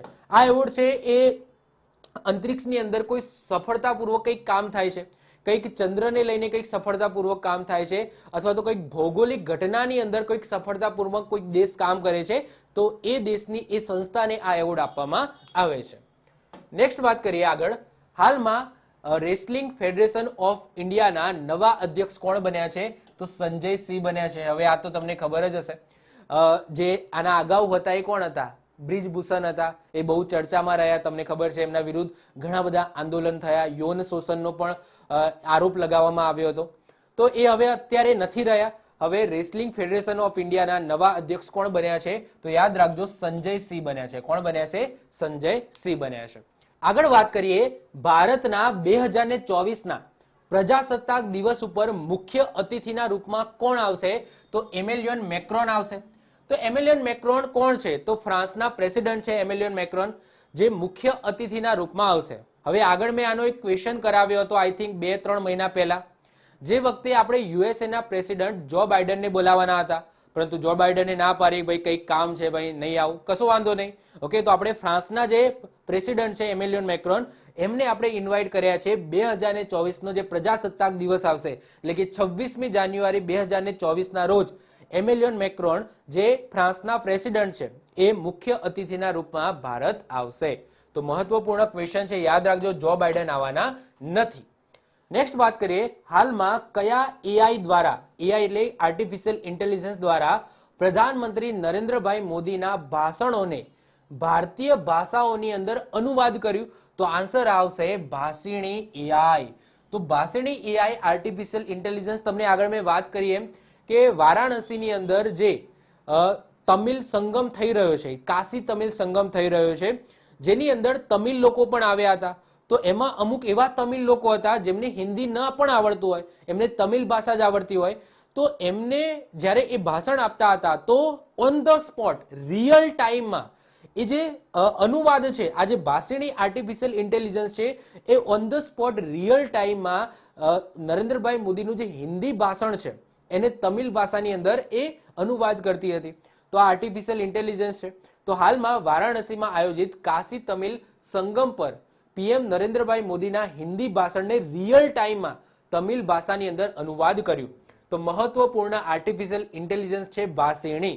તો વેરી ઇમ્પોર્ટન્ટ છે. એઆઈ દ્વારા પ્રધાનમંત્રી નરેન્દ્રભાઈ મોદીના ભાષણને ભારતીય ભાષાઓની અંદર અનુવાદ કર્યું છે. તો એ આર્ટિફિશિયલ ઇન્ટેલિજન્સનું નામ છે ભાષિણી. આપણે યાદ રાખીશું. આ એક સોફ્ટવેર છે. ઓકે, ચલો નેક્સ્ટ વાત કરીએ. હાલમાં ડોક્ટર વી મોહિની ગિરીનું નિધન થયું. એ કયા આયોગના પૂર્વ અધ્યક્ષ રહી ચૂક્યા છે? તો રાષ્ટ્રીય મહિલા આયોગ, નેશનલ વુમન કમિશન. તો નેશનલ વુમન કમિશન, રાષ્ટ્રીય મહિલા આયોગના પૂર્વ અધ્યક્ષ રહી ચૂક્યા છે ડોક્ટર વી મોહિની ગિરી, જેમનું રિસેન્ટલી અવસાન થયું છે, નિધન થયું છે. તેમને 2007માં પદ્મભૂષણ એવોર્ડથી પણ સન્માનિત કરવામાં આવ્યા હતા. તો ક્વેશ્ચન મહત્વપૂર્ણ છે, આપણે યાદ રાખીશું. નેક્સ્ટ વાત કરીએ. હાલમાં રાષ્ટ્રીય ગણિત દિવસ ક્યારે મનાવવામાં આવ્યો? તો 22 ડિસેમ્બરે મનાવવામાં આવ્યો. તમને ખબર જ છે, ભારતના મહાન ગણિતજ્ઞ રામાનુજનજી, આ રામાનુજનજીનો જન્મ દિવસ આવે છે 22 ડિસેમ્બર, જે દિવસે આપણે રાષ્ટ્રીય ગણિત દિવસ તરીકે મનાવીએ છીએ. જ્યારે આંતરરાષ્ટ્રીય ગણિત દિવસ ક્યારે મનાવવામાં આવે છે? તો 14 માર્ચે મનાવવામાં આવે છે. આને યાદ રાખવાની મેં ટ્રીક પણ આપી હતી કે પાઈ છે, પાઈની કિંમત કેટલી હોય? 3.14 હોય. તો ત્રીજો મહિનો એટલે કે માર્ચ અને 14 તારીખ તો 14 માર્ચ આપણે આંતરરાષ્ટ્રીય ગણિત દિવસ તરીકે મનાવીએ છીએ. તો એ રીતના તમને યાદ રહી જશે. ચલો વધીએ આગળ. નેક્સ્ટ વાત કરીએ. હાલમાં ચેન્નઈ ગ્રેન્ડ માસ્ટર્સ 2023 ટુર્નામેન્ટ કોણે જીતી લીધી? તો ડી ગુકેશ દ્વારા જીતી લેવામાં આવી છે. તો ભારતીય ગ્રાન્ડ માસ્ટર છે ડી ગુકેશ. ઇવન ભારતના સૌથી યુવા ગ્રાન્ડ માસ્ટર છે ડી ગુકેશ, જેમને recently Chennai grand masters 2023 tournament જીતી લીધી છે. નેક્સ્ટ વાત કરીએ. હાલમાં કયા રાજ્ય દ્વારા નિમોનિયાથી બચાવવા માટે સાસ SAANS સાસ અભિયાન શરૂ કર્યું? તો આન્સર આવશે મણિપુર. સાસનું ફૂલ ફોર્મ પણ છે social awareness and action to neutralise pneumonia. ન્યુમોનિયાનો સ્પેલિંગ આવો થાય, પી થી શરૂ થાય પરંતુ પી સાયલેન્ટ હોય એટલે કે ન્યુમોનિયા બોલાય. તો social awareness and action to neutralise pneumonia આ સાસનું ફૂલ ફોર્મ છે. આ અભિયાન રિસેન્ટલી મણિપુર સરકાર દ્વારા શરૂ કરવામાં આવ્યું છે નિમોનિયાથી બચવા માટે. ઓકે, વધીએ આગળ. નેક્સ્ટ વાત કરીએ. જાન્યુઆરી 2024માં ખેલો ઇન્ડિયા યુથ ગેમ્સનું 6ઠ્ઠું સંસ્કરણનું આયોજન ક્યાં થવાનું છે? તો આન્સર આવશે તામિલનાડુની અંદર થવાનું છે અને પહેલી વખત દક્ષિણ ભારતની અંદર થઈ રહ્યું છે. આના અગાઉ જે 5 વખત જે ખેલો ઇન્ડિયા યુથ ગેમ્સનું આયોજન થયું એ બધું ઉત્તર ભારતની અંદર થયું છે, પરંતુ પહેલી વખત દક્ષિણ ભારતની અંદર તામિલનાડુની અંદર થઈ રહ્યું છે. તામિલનાડુના 4 શહેર ચેન્નઈ, ત્રિચી, મદુરાઈ અને કોયમ્બતુર આ 4 શહેરોની અંદર આનું આયોજન થશે અને શુભંકર પણ લોન્ચ કરી દેવામાં આવ્યું છે વીરમંગાઈ. હવે આ વીરમંગાઈ આ શું છે, મતલબ કે કોના નામ ઉપર આ વીરમંગાઈ રાખ્યું છે? તો અંગ્રેજોના સમયમાં ત્યાંની એક રાણી હતી. એ રાણી જે સરકાર વિરુદ્ધ લડતી હતી, ઓકે, એમનો જે કહેવાય છે પ્રતિકાર કરતી હતી, તો એમના લાડકવાયા નામથી ત્યાંના લોકો બધા ઓળખતા હતા વીરમંગાઈ. તો એમના નામ ઉપર આ વીરમંગાઈ મેસ્કોટ શુભંકર રાખવામાં આવ્યો છે. તો શુભંકર પણ આપણે યાદ રાખીશું વીરમંગાઈ. અને ક્યાં થવાનું છે ખેલો ઇન્ડિયા યુથ ગેમ્સ 2024 ની અંદર? તો તામિલનાડુની અંદર થવાનું છે. નેક્સ્ટ આગળ વાત કરીએ. હાલમાં રાષ્ટ્રીય ખેડૂત દિવસ ક્યારે મનાવવામાં આવ્યો? તો 23 ડિસેમ્બરના રોજ મનાવવામાં આવ્યો. થીમ શું રાખવામાં આવી? તો થીમ રાખવામાં આવી delivering smart solution for sustainable food security and resilience. ફરીથી રિપીટ કરું છું. રિસેન્ટલી જે રાષ્ટ્રીય ખેડૂત દિવસ મનાવવામાં આવ્યો, નેશનલ ફાર્મર ડે, ક્યારે? 23 ડિસેમ્બરે, જેની થીમ રાખવામાં આવી delivering smart solution for sustainable food security and resilience. હવે આપણે 23 ડિસેમ્બરે જ કેમ રાષ્ટ્રીય ખેડૂત દિવસ મનાવીએ છીએ? તો આપણા ભારતના 5મા પ્રધાનમંત્રી હતા ચૌધરી ચરણસિંહ, જેમણે ખેડૂતો માટે બહુ જ કાર્યો કર્યા અને ખેડૂતોને ઉપર લાવવા માટે ઘણા બધા કાર્યો કર્યા હતા, જે બદલ ચૌધરી ચરણસિંહને જે જન્મ જયંતિ આવે છે 23 ડિસેમ્બર આપણે રાષ્ટ્રીય ખેડૂત દિવસ તરીકે મનાવીએ છીએ. તો જસ્ટ આપણે યાદ રાખીશું, થીમ પણ આપણે યાદ રાખીશું. આગળ વાત કરીએ. હાલમાં કોણે રવિન્દ્રનાથ ટાગોર સાહિત્યિક પુરસ્કાર જીતી લીધો છે? તો આન્સર આવશે સુકૃતા પોલ કુમારે જીતી લીધો છે. સુકૃતા પોલ કુમારની પોતાની book salt and paper selected poems માટે આ એવોર્ડ મળ્યો છે. આ એવોર્ડ કલા અને સામાજિક કાર્યો માટે આપવામાં આવે છે. તો જસ્ટ આપણે યાદ રાખીશું કે 2023નો રવિન્દ્રનાથ ટાગોર સાહિત્યિક પુરસ્કાર કોને જીતી લીધો છે? તો સુકૃતા પોલ કુમારે જીતી લીધો છે એમની પુસ્તક salt and paper selected poems માટે. ક્લિયર? યાદ રાખીશું. નેક્સ્ટ વાત કરીએ. ઇન્ડિયા સ્કિલ રિપોર્ટ 2024 અનુસાર ભારતમાં કામ કરવા માટે સૌથી પસંદગી રાજ્ય કયું બન્યું છે? એટલે કે બધાને ગમતું હોય કામ કરવા માટે, યુવાઓને ગમતું હોય એવું રાજ્ય કયું બન્યું છે? તો એ બન્યું છે કેરળ. કેરળમાં પણ સ્પેસિફિક શહેરની વાત કરીએ તો કોચી અને તિરુવનંતપુરમ સૌથી વધુ યુવા પસંદગી શહેર બન્યું છે. સીએમની વાત કરીએ તો કેરળના સીએમ છે પિનરાય વિજયન અને ગવર્નર છે આરિફ મોહમ્મદ ખાન. તો રિસેન્ટલી જે રિપોર્ટ બહાર પડી છે ઇન્ડિયા સ્કિલ રિપોર્ટ, એ અનુસાર ભારતની અંદર કામ કરવા માટે સૌથી બેસ્ટ અથવા બધાને ગમતું હોય એવું રાજ્ય બન્યું છે કેરળ. વધીએ છીએ આગળ. નેક્સ્ટ. હાલમાં WHO દ્વારા કોરોનાના વાયરસના કયા નવા વેરિયન્ટને વેરિયન્ટ ઓફ ઇન્ટરેસ્ટ ઘોષિત કર્યું છે? તો આન્સર આવશે JN1. ફરીથી રિપીટ કરું છું. રિસેન્ટલી વર્લ્ડ હેલ્થ ઓર્ગેનાઇઝેશન દ્વારા કોરોના વાયરસના કયા નવા વેરિયન્ટને વેરિયન્ટ ઓફ ઇન્ટરેસ્ટ ઘોષિત કર્યું છે? તો JN1. JN1 એ કોરોના વાયરસનો જે ઓમિક્રોન, ખબર છે ઓમિક્રોન વેરિયન્ટ આવ્યો હતો, એ ઓમિક્રોન વેરિયન્ટનો જ સબ વેરિયન્ટ છે આ JN1. JN1 નો પ્રથમ કેસ ભારતની અંદર કેરળ રાજ્યની અંદર જોવા મળ્યો હતો. તો જસ્ટ આપણે યાદ રાખીશું કે ભાઈ કોરોનાના કયા વેરિયન્ટને WHO દ્વારા વેરિયન્ટ ઓફ ઇન્ટરેસ્ટ ઘોષિત કર્યો, તો JN1. ઓકે, જે ઓમિક્રોનનો જ સબ વેરિયન્ટ છે. નેક્સ્ટ વાત કરીએ, હાલમાં સંસદમાં પસાર થયેલ નેશનલ ટેલિકોમ બિલ 2023 કયા કાયદાને રિપ્લેસ કરશે, તો આન્સર આવશે ઇન્ડિયન ટેલિગ્રાફ એક્ટ 1885 ને શું કરશે, રિપ્લેસ કરશે. તો તમને ખબર જ છે આપણા જે ટેકનોલોજી મંત્રી છે અશ્વિની વૈષ્ણવ તમને ખબર છે રેલ મંત્રી પણ છે, એમને IT સેક્ટર પણ આપવામાં આવ્યું છે. તો અશ્વિની વૈષ્ણવ એમને રિસેન્ટલી સાંસદની અંદર એક બિલ પસાર કર્યું. એ બિલનું નામ છે નેશનલ ટેલિકોમ બિલ 2023. તો આ બિલ, જે નવું બિલ આવ્યું, એ કોને રિપ્લેસ કરી નાખશે, તો આપણો જે જૂનો કાયદો હતો ઇન્ડિયન ટેલિગ્રાફ એક્ટ 1885 એને રિપ્લેસ કરી દેશે. આ સાથે સાથે એની અંદર નવા નિયમો છે એ પણ એડ કર્યા છે. એક્ઝામ્પલ તરીકે વાત કરીએ, આમ તો બિલ બહુ મોટું છે, એની વિસ્તારથી ચર્ચા થઈ શકે એવી છે, તો એના ઉપર અલગથી વિડીયો બને એવો છે, પરંતુ આપણે ટૂંકમાં થોડી વાત કરી લઈએ. તો આ અધિનિયમની અંદર એમાં શું લખેલું છે કે જો કોઈ વ્યક્તિ પાસે ફરજી સિમ હશે, એટલે કે સમજી લો કે એને રજીસ્ટર નહીં કરાવ્યું હોય, કોઈ બ્લેક માર્કેટથી એને સિમ લીધેલું હશે, તો એને 3 વર્ષ સુધીની સજા અને 50 લાખ સુધીનો દંડ થઈ શકશે. આ સાથે કોઈ આપાતકાલીન સ્થિતિ આવે છે તો એ સમયે સરકાર જોડે એટલો પાવર હશે કે બધા જ મોબાઈલ નેટવર્ક છે એને બંધ પણ કરી શકે છે એવી સ્થિતિની અંદર. તો આવા ઘણા બધા નિયમો છે આ નવા બિલ્સની અંદર એડ કરવામાં આવ્યા છે. તો જસ્ટ એટલું યાદ રાખજો કે ઇન્ડિયન ટેલિગ્રાફ એક્ટ 1885 નો જે કાયદો હતો એ હવે કાયદો નહીં રહે, મતલબ કે એને રિપ્લેસ કરી દેશે આ નવો કાયદો નેશનલ ટેલિકોમ બિલ 2023. ઓકે, યાદ રાખીશું. નેક્સ્ટ વાત કરીએ, હાલમાં કેન્દ્રીય ગૃહમંત્રી અમિત શાહ, હોમ મિનિસ્ટર અમિત શાહ દ્વારા દેશના પ્રથમ સાયબર સુરક્ષા કેન્દ્રનું ઉદ્ઘાટન ક્યાં કર્યું, તો યાદ રાખજો ચંડીગઢની અંદર કર્યું છે. ચંડીગઢમાં પણ ક્યાં, તો સેક્ટર 18 ની અંદર આ સ્થાપિત કરવામાં આવે છે. તો મોસ્ટ આઈએમપી ક્વેશ્ચન છે, આપણા હોમ મિનિસ્ટર અમિત શાહ દ્વારા દેશના પ્રથમ સાયબર સુરક્ષા કેન્દ્રનું ઉદ્ઘાટન કરવામાં આવ્યું છે ચંડીગઢની અંદર. મોસ્ટ આઈએમપી ક્વેશ્ચન છે, યાદ રાખીશું. નેક્સ્ટ વાત કરીએ, હાલમાં આંતરરાષ્ટ્રીય ટેબલ ટેનિસ મહાસંઘની ગવર્નિંગ બોડીમાં સદસ્યના રૂપમાં સામેલ થનાર ભારતની પ્રથમ વ્યક્તિ કોણ બન્યા છે, તો વિટા દાની બન્યા છે. એટલે કે ભારતમાં આના પહેલા ક્યારેય પણ એવા કોઈ વ્યક્તિ, આ જે બોડી છે, આ જે ગવર્નિંગ બોડી છે આંતરરાષ્ટ્રીય ટેબલ ટેનિસ મહાસંઘની, એની અંદર કોઈ ગયું નથી. એટલે કે આ પહેલા એવા ભારતીય વ્યક્તિ છે જે આ બોડીની અંદર સામેલ થયા છે.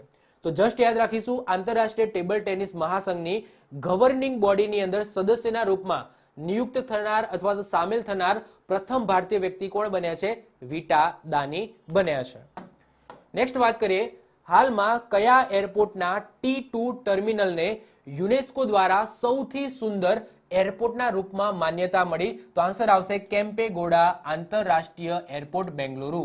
કેમ્પેગોડા કોણ છે, બધાને ખબર જ છે, બેંગલુરુના સંસ્થાપક છે કેમ્પેગોડા. તો એમના નામ ઉપર આ એરપોર્ટનું નામ રાખવામાં આવ્યું છે કેમ્પેગોડા આંતરરાષ્ટ્રીય એરપોર્ટ. તો આ જે કેમ્પેગોડા આંતરરાષ્ટ્રીય એરપોર્ટ છે રિસેન્ટલી એને યુનેસ્કો દ્વારા, એનું જે T2 ટર્મિનલ છે એને યુનેસ્કો દ્વારા સૌથી સુંદર એરપોર્ટના રૂપમાં માન્યતા મળી છે. યુનેસ્કો દ્વારા પ્રિક્સ વર્સાઈ દ્વારા ઇન્ટિરિયર 2023 માટેનો વર્લ્ડ સ્પેશિયલ પુરસ્કારથી સન્માનિત કરવામાં આવે છે આ એરપોર્ટને. તો જસ્ટ આપણે યાદ રાખીશું. તમને એવું પણ પૂછાઈ જાય કે ભાઈ કેમ્પેગોડા આંતરરાષ્ટ્રીય એરપોર્ટ કયા શહેરમાં આવેલું છે, ક્યાં આવેલું છે, તો તમને ખબર હોવી જોઈએ બેંગલુરુની અંદર આવેલું છે. નેક્સ્ટ વાત કરીએ, હાલમાં રાષ્ટ્રપતિ દ્રૌપદી મુર્મુજી દ્વારા કઈ કંપનીને 2023 નો રાષ્ટ્રીય ઉર્જા સંરક્ષણ એવોર્ડ પ્રદાન કર્યો, તો આન્સર આવશે ક્રોમ્પ્ટન. ક્રોમ્પ્ટન બધાને ખબર જ છે, આપણા ઘરની અંદર જે ઇલેક્ટ્રિક વસ્તુઓ છે એ ક્રોમ્પ્ટનની આવતી હોય, જેમ કે મારા ઘરની અંદર જે ફેન છે, પંખા છે, એ ક્રોમ્પ્ટન કંપનીના છે. ક્રોમ્પ્ટન એ ઇલેક્ટ્રિક ડિવાઇસ બનાવતી, ઇલેક્ટ્રિક સાધનો બનાવતી કંપની છે ક્રોમ્પ્ટન, જેને રિસેન્ટલી રાષ્ટ્રીય ઉર્જા સંરક્ષણ એવોર્ડ મળ્યો છે આપણા રાષ્ટ્રપતિ દ્રૌપદી મુર્મુના હસ્તે.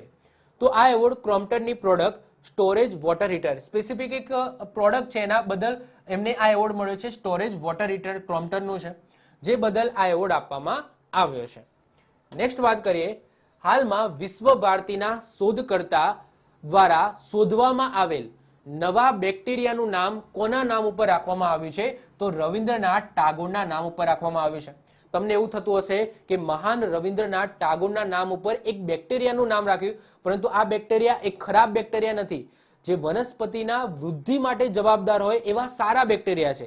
તો આ સારા બેક્ટેરિયા છે, તો એટલા માટે એમના માનમાં રવિન્દ્રનાથ ટાગોરજીના નામ ઉપર આ બેક્ટેરિયાનું નામ રાખવામાં આવ્યું છે. તો અહીંયા તમે જોઈ શકો છો વિશ્વ ભારતી ક્યાં આવેલું છે એ પણ તમને ખબર હોવી જોઈએ, કારણ કે રિસેન્ટલી યુનેસ્કો દ્વારા એને જીવંત જે વિરાસત છે એની અંદર સ્થાન મળેલું છે. તો વિશ્વ ભારતી એ તમને પશ્ચિમ બંગાળની અંદર જોવા મળશે. તો હાલમાં પશ્ચિમ બંગાળના વિશ્વ ભારતી યુનિવર્સિટીના શોધકર્તા દ્વારા વૃક્ષની વૃદ્ધિ માટે જવાબદાર એક બેક્ટેરિયાની શોધ કરી, જે બેક્ટેરિયાનું નામ રવિન્દ્રનાથ ટાગોરના નામ ઉપર રાખવામાં આવ્યું. શું નામ રાખવામાં આવ્યું એ બેક્ટેરિયાનું નામ? તો પેન્ટોઇયા ટેગોરી. શું રાખવામાં આવ્યું છે? પેન્ટોઇયા ટેગોરી રાખવામાં આવ્યું છે. તો જસ્ટ આપણે યાદ રાખીશું, ઓકે, આ બેક્ટેરિયા સારા બેક્ટેરિયા છે જે વૃક્ષની વૃદ્ધિ માટે જવાબદાર છે. તો એવા બેક્ટેરિયાનું નામ પેન્ટોઇયા ટેગોરી રાખવામાં આવ્યું છે. આ ટેગોરી શબ્દ છે એ રવિન્દ્રનાથ ટાગોર ઉપરથી લેવામાં આવ્યો છે. નેક્સ્ટ વાત કરીએ, 25 ડિસેમ્બર કોની જન્મ જયંતિ પર સુશાસન દિવસના એટલે કે ગુડ ગવર્નન્સના રૂપમાં મનાવવામાં આવે છે? તો બધાને ખબર જ હશે, અટલ બિહારી વાજપેયી. તો રિસેન્ટલી જે 25 ડિસેમ્બર ગઈ, જે આપણે ક્રિસમસ તરીકે ઉજવીએ છીએ, પરંતુ એ જ દિવસે આપણા અટલ બિહારી વાજપેયીની જન્મ જયંતિ આવે છે.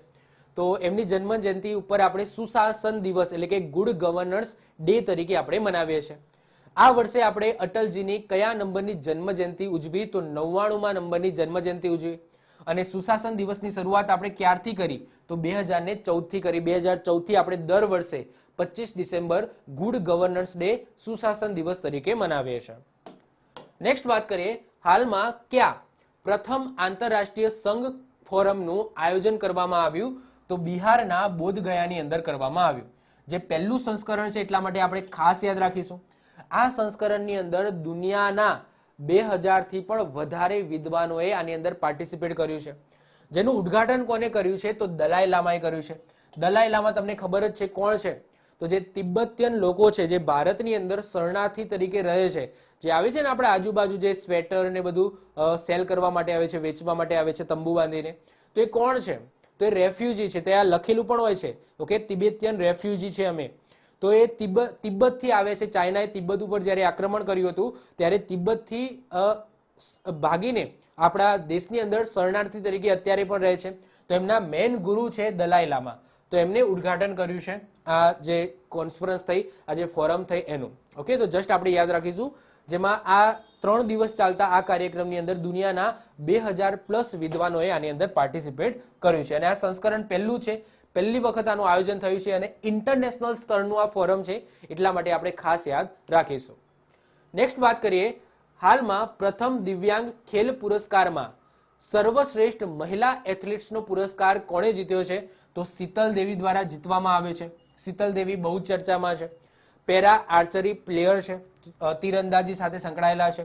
પોતાને બંને હાથ નથી, તો પણ જે રિસેન્ટલી જે પેરા એશિયન ગેમ્સ રમાઈ એની અંદર 2 ગોલ્ડ મેડલ એમને જીત્યા છે. તો એવા એથ્લેટ્સને રિસેન્ટલી દિવ્યાંગ ખેલ પુરસ્કારની અંદર સર્વશ્રેષ્ઠ મહિલા એથ્લેટ્સનો પુરસ્કાર મળ્યો છે. તો સર્વશ્રેષ્ઠ મહિલા એથ્લેટ્સનો એમને મળ્યો, તીરંદાજી આર્ચરી સાથે સંકળાયેલા છે. તો સર્વશ્રેષ્ઠ પુરુષ એથ્લેટ્સનો કોને મળ્યો છે? તો એ મળ્યો છે સુમિત અંતિલને, જે પેરા ભાલા ફેંક સાથે સંકળાયેલા છે. પછી લાઈફ ટાઈમ એચિવમેન્ટ એવોર્ડ કોને મળ્યો છે? તો મુરલીકાંતને મળેલો છે, જે સ્વિમિંગ સાથે સંકળાયેલા છે. અને સર્વશ્રેષ્ઠ કોચનો એવોર્ડ કોને મળ્યો છે? તો ગૌરવ ખન્નાને મળ્યો છે, જે પેરા બેડમિન્ટન કોચ છે. તો આ બધા પ્લેયર એ પેરા છે, મતલબ કે દિવ્યાંગ છે, કોચ નહીં, પરંતુ આ જે સુમિત અંતિલ છે, પછી મુરલીકાંત છે, એ પોતે દિવ્યાંગ છે અને એમને સારું પ્રદર્શન કર્યું છે, જે બદલ એમને આ એવોર્ડ આપવામાં આવ્યા છે. તો મહત્વપૂર્ણ આ ક્વેશ્ચન છે, આપણે ખાસ યાદ રાખીશું. નેક્સ્ટ વાત કરીએ, હાલમાં કયા રાજ્યએ 25 ડિસેમ્બરને તબલા દિવસ ઘોષિત કર્યો? તો આન્સર આવશે મધ્યપ્રદેશ. એકચ્યુઅલી થયું શું? તો તમને ખબર છે કે અકબરના દરબારની અંદર જે 9 રત્નો હતા એમાંથી એક રત્ન હતા તાનસેન. અને કહેવાય છે કે જે તાનસેન છે એ મધ્યપ્રદેશથી બિલોંગ કરતા હતા. તો એમની યાદમાં મધ્યપ્રદેશની અંદર દર વર્ષે તાનસેન સમારોહનું આયોજન કરવામાં આવે છે અને આ વર્ષે પણ થયું. તો આ તાનસેન સમારોહની અંદર એક સાથે 1500 કેટલા 1500 તબલા વાદકોએ તબલા વગાડ્યા, તમે એ જોઈ શકો છો. અને આ સાથે વિશ્વ રેકોર્ડ બન્યો. 1500 એક સાથે તબલા વાદકોએ તબલા વગાડ્યા. અને એના પછી જે આપણા નવા સીએમ બન્યા છે મધ્યપ્રદેશના મોહન યાદવ, અને આ મોહન યાદવે આ વસ્તુ જોઈ અને એના પછી 25 ડિસેમ્બરે તબલા દિવસ તરીકે એમને ઘોષિત કરી નાખ્યો. તો હવે મધ્યપ્રદેશ દર વર્ષે 25 ડિસેમ્બર તબલા દિવસ તરીકે મનાવશે. ક્લિયર? ચલો વધીએ આગળ. નેક્સ્ટ વાત કરીએ, હાલમાં BSE એટલે કે બોમ્બે સ્ટોક એક્સચેન્જના નવા અધ્યક્ષ કોણ બન્યા છે? તો પ્રમોદ અગ્રવાલ બન્યા છે. કોણ બન્યા છે ભાઈ? પ્રમોદ અગ્રવાલ. તો યાદ રાખીશું, BSE બોમ્બે સ્ટોક એક્સચેન્જના નવા અધ્યક્ષ હવે બન્યા છે પ્રમોદ અગ્રવાલ. નેક્સ્ટ વાત કરીએ, હાલમાં ભારતના પૂર્વ સેના પ્રમુખ મનોજ મુકુંદ નરવણે, તમને ખબર છે MM નરવણે, મનોજ મુકુંદ નરવણે નામ યાદ જ હશે. આપણા થલ સેનાના સેના પ્રમુખ રહી ચૂક્યા છે, ભૂમિ સેનાના સેના પ્રમુખ રહી ચૂક્યા છે. તો એમને પોતાની આત્મકથા લખી. તો એ આત્મકથાનું નામ શું રાખ્યું છે? તો 4 star of destiny. 4 star of destiny અહીંયા તમે જોઈ શકો છો.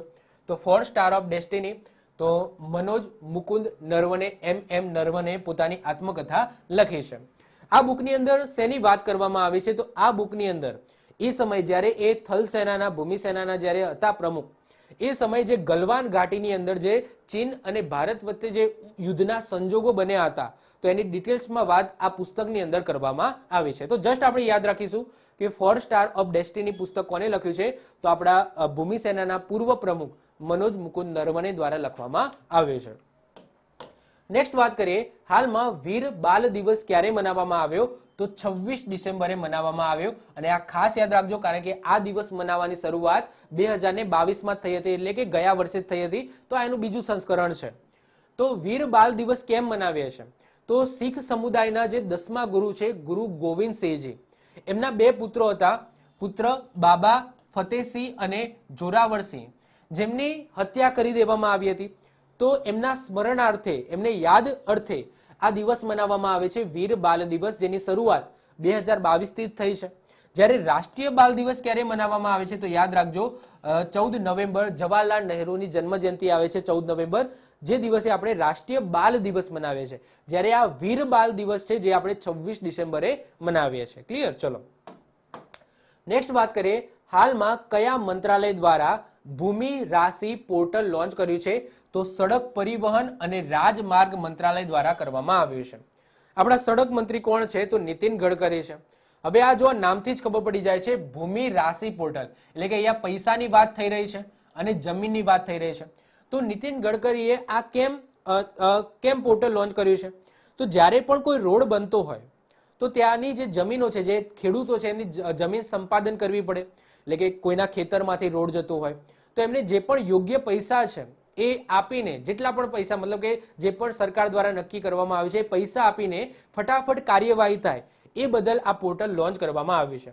તો સડક મંત્રી નીતિન ગડકરી દ્વારા લોન્ચ કરવામાં આવ્યું છે. આ પોર્ટલનો ઉદ્દેશ્ય રાષ્ટ્રીય રાજમાર્ગમાં આવતી ભૂમિ અધિગ્રહણનો મતલબ શું થાય? કે જે પણ ખેડૂતોની છે એ જમીન લઈ લેવી, સરકાર લઈ લેશે, રોડ બનાવશે, કારણ કે એમાંથી રોડ જતો હોય, અને પછી પૈસા ફટાફટ આપી દેવા. તો એમાં તેજી લાવવા માટે આ યોજના તો નહીં, પોર્ટલ છે એ લોન્ચ કરવામાં આવે છે. ઓકે, લેન્ડ એક્વિઝિશન પોર્ટલ, એટલે કે સડક પરિવહન અને રાજમાર્ગ મંત્રાલય દ્વારા લોન્ચ કરવામાં આવી છે ભૂમિ રાશિ પોર્ટલ. યાદ રાખીશું.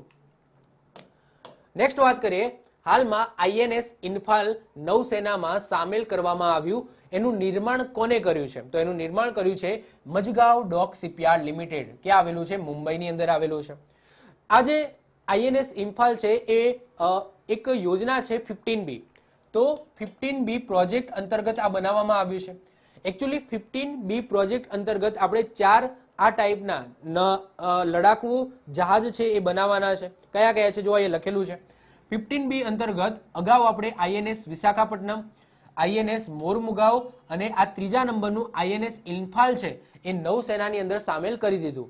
હવે હજુ એક બાકી છે INS સુરત, જે ટૂંક જ સમયની અંદર આવી જશે આપણા નૌસેનાની અંદર. એના પછી એક પ્રોજેક્ટ 15A છે, જે અંતર્ગત INS Kolkata, INS Kochi, INS Chennai એ આપણે બનાવવાના છે. પછી પ્રોજેક્ટ 17-5, ઓકે, પ્રોજેક્ટ 75 અંતર્ગત આપણે 6 સબમરીન બનાવવાની છે, જેમાં INS Calvary, INS Khanderi, INS Karanj, INS વેલા, INS વાગીર અને INS વાગસેર. આ બધી થઈ ગઈ છે, નૌસેનાની અંદર સામેલ પણ કરી દેવામાં આવી છે. તો આ બધા પ્રોજેક્ટ છે જે તમને ખબર હોવી જોઈએ, જે અંતર્ગત અમુક આપણે લડાકુ જહાજો બનાવવાના છે. આ પંડુબી છે એટલે કે સબમરીન છે, જ્યારે આ તમે જોઈ શકો છો આ લડાકુ જહાજ છે. તો આ આપણે ખાસ યાદ રાખીશું કે INS ઇમ્ફાલ છે એ હવે નૌસેનાની અંદર સામેલ કરી દેવામાં આવ્યું છે. કયા પ્રોજેક્ટ અંતર્ગત બનાવવામાં આવ્યું એ તમને ખબર હોવી જોઈએ, 15B પ્રોજેક્ટ અંતર્ગત બનાવવામાં આવ્યું છે. નેક્સ્ટ વાત કરીએ, ભારતનું પ્રથમ AI શહેર ક્યાં બનવા જઈ રહ્યું છે? તો આન્સર આવશે યુપીના લખનૌની અંદર. હવે AI શહેર એટલે શું? તો સાહેબ યુપીના લખનૌની અંદર હવે એવી બધી કંપનીઓ આવશે જે આર્ટિફિશિયલ ઇન્ટેલિજન્સ ઉપર કામ કરશે. તો એવી કંપનીઓ અહીંયા સ્થાપિત કરવામાં આવશે લખનૌની અંદર, જેનો મેઇન હેતુ સેના ઉપર હશે, AI એટલે કે આર્ટિફિશિયલ ઇન્ટેલિજન્સ ઉપર હશે. અને આ રીતના ભારતનું પ્રથમ AI શહેર કયું બનશે? તો લખનૌ બનશે યુપીનું. નેક્સ્ટ આગળ વાત કરીએ, 1 જાન્યુઆરી 2024 દેશનું પ્રથમ પોલરીમેટ્રી મિશન એક્સપોસેટ કયા લોન્ચ વ્હીકલથી લોન્ચ કરવામાં આવશે? તો PSLV C-58 રોકેટથી લોન્ચ કરવામાં આવશે. એકચ્યુઅલી લોન્ચ કરી દેવામાં આવી છે. તો યાદ રાખજો, આ દેશનું પહેલું પોલરીમેટ્રી મિશન એક્સપોસેટ છે. આનો મેઇન હેતુ એ છે કે અવકાશની અંદર જે એક્સરે કિરણો છે એનો અભ્યાસ કરવો. અને આ ટાઈપનું મિશન લોન્ચ કરનાર ભારત એ દુનિયાનો બીજો દેશ બન્યો છે. આના પહેલા ખાલી USA આ ટાઈપનું મિશન લોન્ચ કર્યું છે, અને આ ભારતે બીજો એવો દેશ બન્યો છે જેને એક્સરે વે ઉપર અભ્યાસ કરવા માટે પોતાનું કંઈક મિશન લોન્ચ કર્યું હોય. તો આ દેશનું પ્રથમ એક્સરે કિરણોનું અભ્યાસ કરતું મિશન છે. આ પ્રકારનું મિશન લોન્ચ કરનાર ભારત એ USA પછીનો બીજો દેશ બન્યો છે. અહીંયા જે એક્સપોસેટ છે, જે મિશનનું જે ઉપગ્રહ છે તમે કહી શકો, તો એક્સપોસેટ જે એનો મતલબ શું થાય? તો એક્સરે પોલોરીમીટર સેટેલાઇટ, જેની અંદર 3 અલગ અલગ વિભાગ હશે, 3 અલગ અલગ ઇક્વિપમેન્ટ હશે. તો એની ડિટેલ્સમાં વાત આપણે અલગ વિડીયો ઉપર કરીશું જ્યારે એ અવકાશની અંદર અત્યારે તો લોન્ચ કરી દેવામાં આવ્યું છે. તો આપણે ખાસ યાદ રાખીશું કે રિસેન્ટલી દેશનું પ્રથમ પોલરીમેટ્રી મિશન એક્સપોસેટ કયા લોન્ચ વ્હીકલથી લોન્ચ કરવામાં આવ્યું છે, કયા રોકેટથી લોન્ચ કરવામાં આવ્યું છે? તો PSLV C-58 રોકેટથી લોન્ચ કરવામાં આવ્યું છે. નેક્સ્ટ વાત કરીએ, હાલમાં કયા મંત્રાલય દ્વારા એક સૂચના, શિક્ષા અને સંચાર અભિયાન લોન્ચ કર્યું? તો આન્સર આવશે જનજાતીય મામલા મંત્રાલય દ્વારા કરવામાં આવ્યું છે. મંત્રી કોણ છે? બધાને ખબર જ છે, અર્જુન મુંડા છે. અર્જુન મુંડાને જનજાતીય મામલા મંત્રાલય તો આપવામાં આવ્યું છે, સાથે સાથે હમણાં આપણે જોયું એમ એક બીજું મંત્રાલય પણ આપવામાં આવ્યું છે, કૃષિ મંત્રાલય. કેમ? કારણ કે જે નરેન્દ્રસિંહ તોમર છે એમને રાજીનામું આપ્યું. એ MP ની અંદર જે વિધાનસભાની જે ચૂંટણી થઈ એની અંદર ઉભા રહ્યા હતા, જીતી ગયા, અને અત્યારે વિધાનસભાની જે અધ્યક્ષ પદ ઉપર બેઠા છે નરેન્દ્રસિંહ તોમર.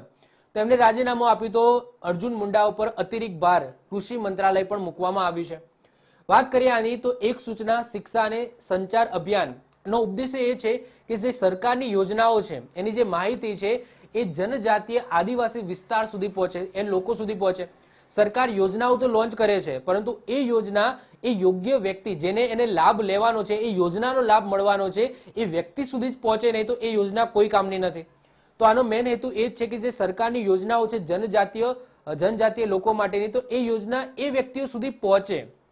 જનજાતીય ગૌરવ દિવસ ક્યારે મનાવવામાં આવે છે? તો 15 નવેમ્બરે મનાવવામાં આવે છે.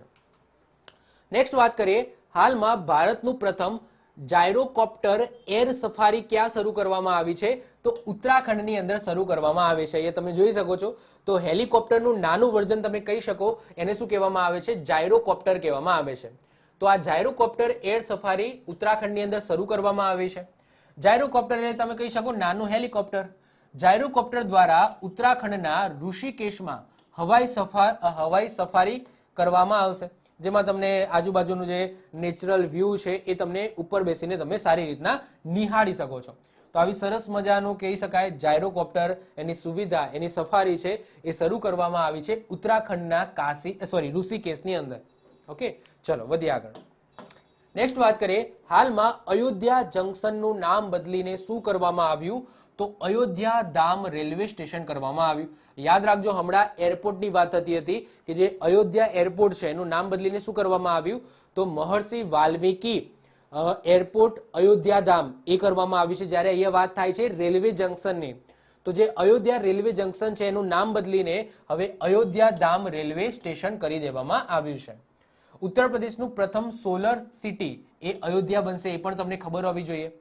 ઉત્તર પ્રદેશનું પ્રથમ દેશનું પ્રથમ ને દેશનું પ્રથમ સોલર ગામ તમે કહો તો એ કયું બન્યું છે? આપણા ગુજરાતનું મોઢેરા છે. આ યુપીનું પ્રથમ સોલર સિટી ક્યાં બનશે? તો અયોધ્યાની અંદર બનશે. નેક્સ્ટ વાત કરીએ, high speed Vande Bharat ટ્રેનોના sleeper train વેરિયન્ટનું નામ શું રાખવામાં આવ્યું? તો અમૃત ભારત એક્સપ્રેસ રાખવામાં આવ્યું છે. હવે તમને વંદે ભારત ટ્રેન તો ખબર જ હશે. તો અત્યાર સુધી જે પણ વંદે ભારત ટ્રેન છે, જેને પહેલા T18 ના નામે ઓળખવામાં આવતી હતી, તો આ જે બધી ટ્રેનો છે વંદે ભારત ટ્રેન અત્યાર સુધીની, એમાં સ્લીપિંગ સુવિધા હતી નહીં, સિટિંગ સુવિધા હતી, એટલે કે બેસીને સીટોમાં બેસીને તમારે જવું પડતું હતું. તો હવે વંદે ભારતની સ્લીપિંગ ઊંઘે જવાની, જેમ કે સ્લીપિંગ કોચ આવે છે ને, જેમ કે આપણે વોલ્વોની અંદર જઈએ છીએ તો સ્લીપિંગ કોચ આવે છે, તો એવી સ્લીપિંગ ટ્રેનનું વેરિયન્ટ પણ બહાર પાડવામાં આવ્યું છે. એટલે કે ટૂંકમાં અત્યાર સુધી જે સિટિંગ સુવિધા હતી એવી ને એવી સ્લીપિંગ સુવિધા વાળી ટ્રેન બહાર પાડવામાં આવી છે વંદે ભારત. તો એનું નામ શું રાખવામાં આવ્યું છે? તો આ સ્લીપિંગ જે ટ્રેન બહાર પાડી એનું નામ રાખ્યું છે અમૃત ભારત એક્સપ્રેસ. તો આ સ્લીપર વંદે ભારત ટ્રેનનું ઉદ્ઘાટન પીએમ નરેન્દ્રભાઈ મોદીએ યુપીના અયોધ્યામાં કર્યું. અને આની સ્પીડ કેટલી હશે? તો 130 કિલોમીટર પ્રતિ અવર્સ હશે. અને આ જે સિટિંગ વાળી છે, સિટિંગ વાળી છે, એની સ્પીડ કેટલી હશે? તો 160 કિલોમીટર પ્રતિ અવર્સ. એટલે કે આની 30 કિલોમીટર પ્રતિ અવર્સ ઓછી હશે સ્લીપિંગ વાળાની. અને આ સિટિંગ વાળાની 160 કિલોમીટર પ્રતિ અવર્સ હશે. વધીએ છીએ આગળ. હાલમાં કોંગ્રેસ દ્વારા ભારત ન્યાય યાત્રા ક્યાંથી ક્યાં સુધી આયોજિત કરવામાં આવશે? તો મણિપુરથી મુંબઈ સુધી આયોજિત કરવામાં આવશે. આના પહેલા તમને ખબર હોય કે ભારત જોડો યાત્રા શરૂ કરી હતી કોંગ્રેસ દ્વારા, એટલે કે રાહુલ ગાંધી દ્વારા. રાહુલ ગાંધી જ ચાલે છે. તો એમાં જે કન્યાકુમારી છે, કન્યાકુમારી એટલે કે છે દક્ષિણતમ છેડો છે, ત્યાંથી લઈને શ્રીનગર જે ઉત્તરનો છેડો છે જમ્મુ કાશ્મીરની અંદર શ્રીનગર, ત્યાં સુધીની હતી કઈ ભારત જોડો યાત્રા. હવે એ જ રીતના પૂર્વથી લઈને પશ્ચિમ સુધી, એટલે કે પૂર્વની અંદર મણિપુર છે, મણિપુરથી લઈને પશ્ચિમની અંદર જે મુંબઈ છે ત્યાં સુધીની આ યાત્રા કરવાની છે. કોને? તો રાહુલભાઈને, એટલે કે કોંગ્રેસ દ્વારા આ યાત્રા કરવાની છે. એટલે કે ટૂંકમાં પહેલા આ રીતના કરી વર્ટિકલ, હવે હોરિઝોન્ટલ યાત્રા કરવાની છે. અને આનું નામ શું રાખ્યું છે? તો ભારત ન્યાય રાખ્યું છે. તો પેલું ભારત જોડો હતું, આ જે હતું એ ભારત જોડો હતું, આ જે હવે કરશે એ છે ભારત ન્યાય યાત્રા. ક્યારે શરૂ થશે? તો 14 જાન્યુઆરીએ શરૂ કરશે. ટોટલ કેટલા દિવસની યાત્રા હશે? ટોટલ 145 દિવસ જશે. લંબાઈની વાત થાય તો 6200 કિલોમીટર ટોટલ લંબાઈ હશે. 14 રાજ્યોમાંથી આ પસાર થશે. લીડ કોણ કરશે? તો ભાઈ રાહુલ ગાંધી જ કરશે. કોંગ્રેસ દ્વારા પ્રથમ કન્યાકુમારીથી શ્રીનગર ભારત જોડો યાત્રા આયોજિત કરી હતી. એ તમે જોઈ શકશો. 14 સ્ટેટ, 14 રાજ્યો અને 85 જિલ્લામાંથી આ ભારત ન્યાય યાત્રા છે એ પસાર થવાની છે, જે 14 જાન્યુઆરી શરૂ થશે અને 20 માર્ચ સુધી ચાલશે મણિપુરથી મુંબઈ. તો જસ્ટ આપણે યાદ રાખીશું. ચલો વધીએ આગળ. હાલમાં CISF એટલે કે સેન્ટ્રલ ઇન્ડસ્ટ્રીયલ સિક્યુરિટી ફોર્સની પ્રથમ મહિલા ડાયરેક્ટર જનરલ કોણ બન્યા છે? તો એ બન્યા છે નીના સિંહ. કોણ બન્યા છે? નીના સિંહ બન્યા છે. નીના સિંહ 1989માં રાજસ્થાનના પ્રથમ IPS અધિકારી બન્યા હતા. CRPF, આ યાદ રાખજો, CRPF ના નવા ડાયરેક્ટર જનરલ પણ બન્યા છે. કોણ બન્યા છે? અનીશ દયાલ સિંહ બન્યા છે. હવે તમને સાંભળેલું નામ લાગતું હશે, પણ તો યાદ રાખજો, અનીશ દયાલ સિંહ છે ને એ હમણાં સુધી ITBP ના ડાયરેક્ટર જનરલ હતા, હમણાં સુધી. હવે ITBP ના ડાયરેક્ટર જનરલ નથી રહ્યા, હવે એ CRPF ના ડાયરેક્ટર જનરલ બન્યા છે. તો હવે CRPF ના ડાયરેક્ટર જનરલ યાદ રાખજો કે અનીશ દયાલ સિંહ છે, જ્યારે ITBP ના નવા ડાયરેક્ટર જનરલ કોણ છે? તો રાહુલ રસગોત્રા બન્યા છે. કોણ બન્યા છે? રાહુલ રસગોત્રા. તો યાદ રાખજો, CISF એટલે કે સેન્ટ્રલ ઇન્ડસ્ટ્રીયલ સિક્યુરિટી ફોર્સની પ્રથમ મહિલા ડાયરેક્ટર બન્યા છે નીના સિંહ. CRPF ના નવા ડાયરેક્ટર જનરલ બન્યા છે અનીશ દયાલ સિંહ, અને ITBP ના નવા ડાયરેક્ટર જનરલ બન્યા છે રાહુલ રસગોત્રા. ક્લિયર? યાદ રાખીશું. ચલો વધીએ આગળ. નેક્સ્ટ વાત કરીએ, રાજસ્થાનનો પ્રથમ સ્નેક પાર્ક, સ્નેક એટલે સાપની વાત થાય છે, સાપ સંગ્રહાલય ક્યાં બનશે? તો કોટાની અંદર બનશે. કોટા તમને ખબર જ છે, વિદ્યાર્થીઓ માટે બહુ જાણીતું છે, એજ્યુકેશન માટે બહુ જાણીતું છે કોટા.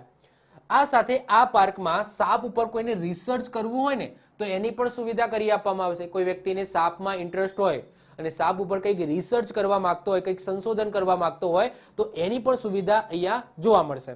બજેટની વાત કરીએ તો 10 કરોડનું બજેટ છે આનું. આ પાર્કમાં સાપની 29 ભારતીય અને 4 અમેરિકી એટલે કે ટોટલ 30 થી 33 પ્રજાતિઓ મૂકવામાં આવશે.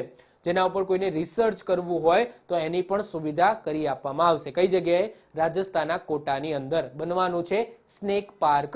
ક્યાં બનવાનું છે સ્નેક પાર્ક? એક્ઝેક્ટલી કહીએ તો જે હર્બલ પાર્ક છે ને, આ હર્બલ પાર્કની અંદર બનવાનું છે સ્નેક પાર્ક. ક્લિયર? ચલો, કોટાની અંદર આવેલું છે.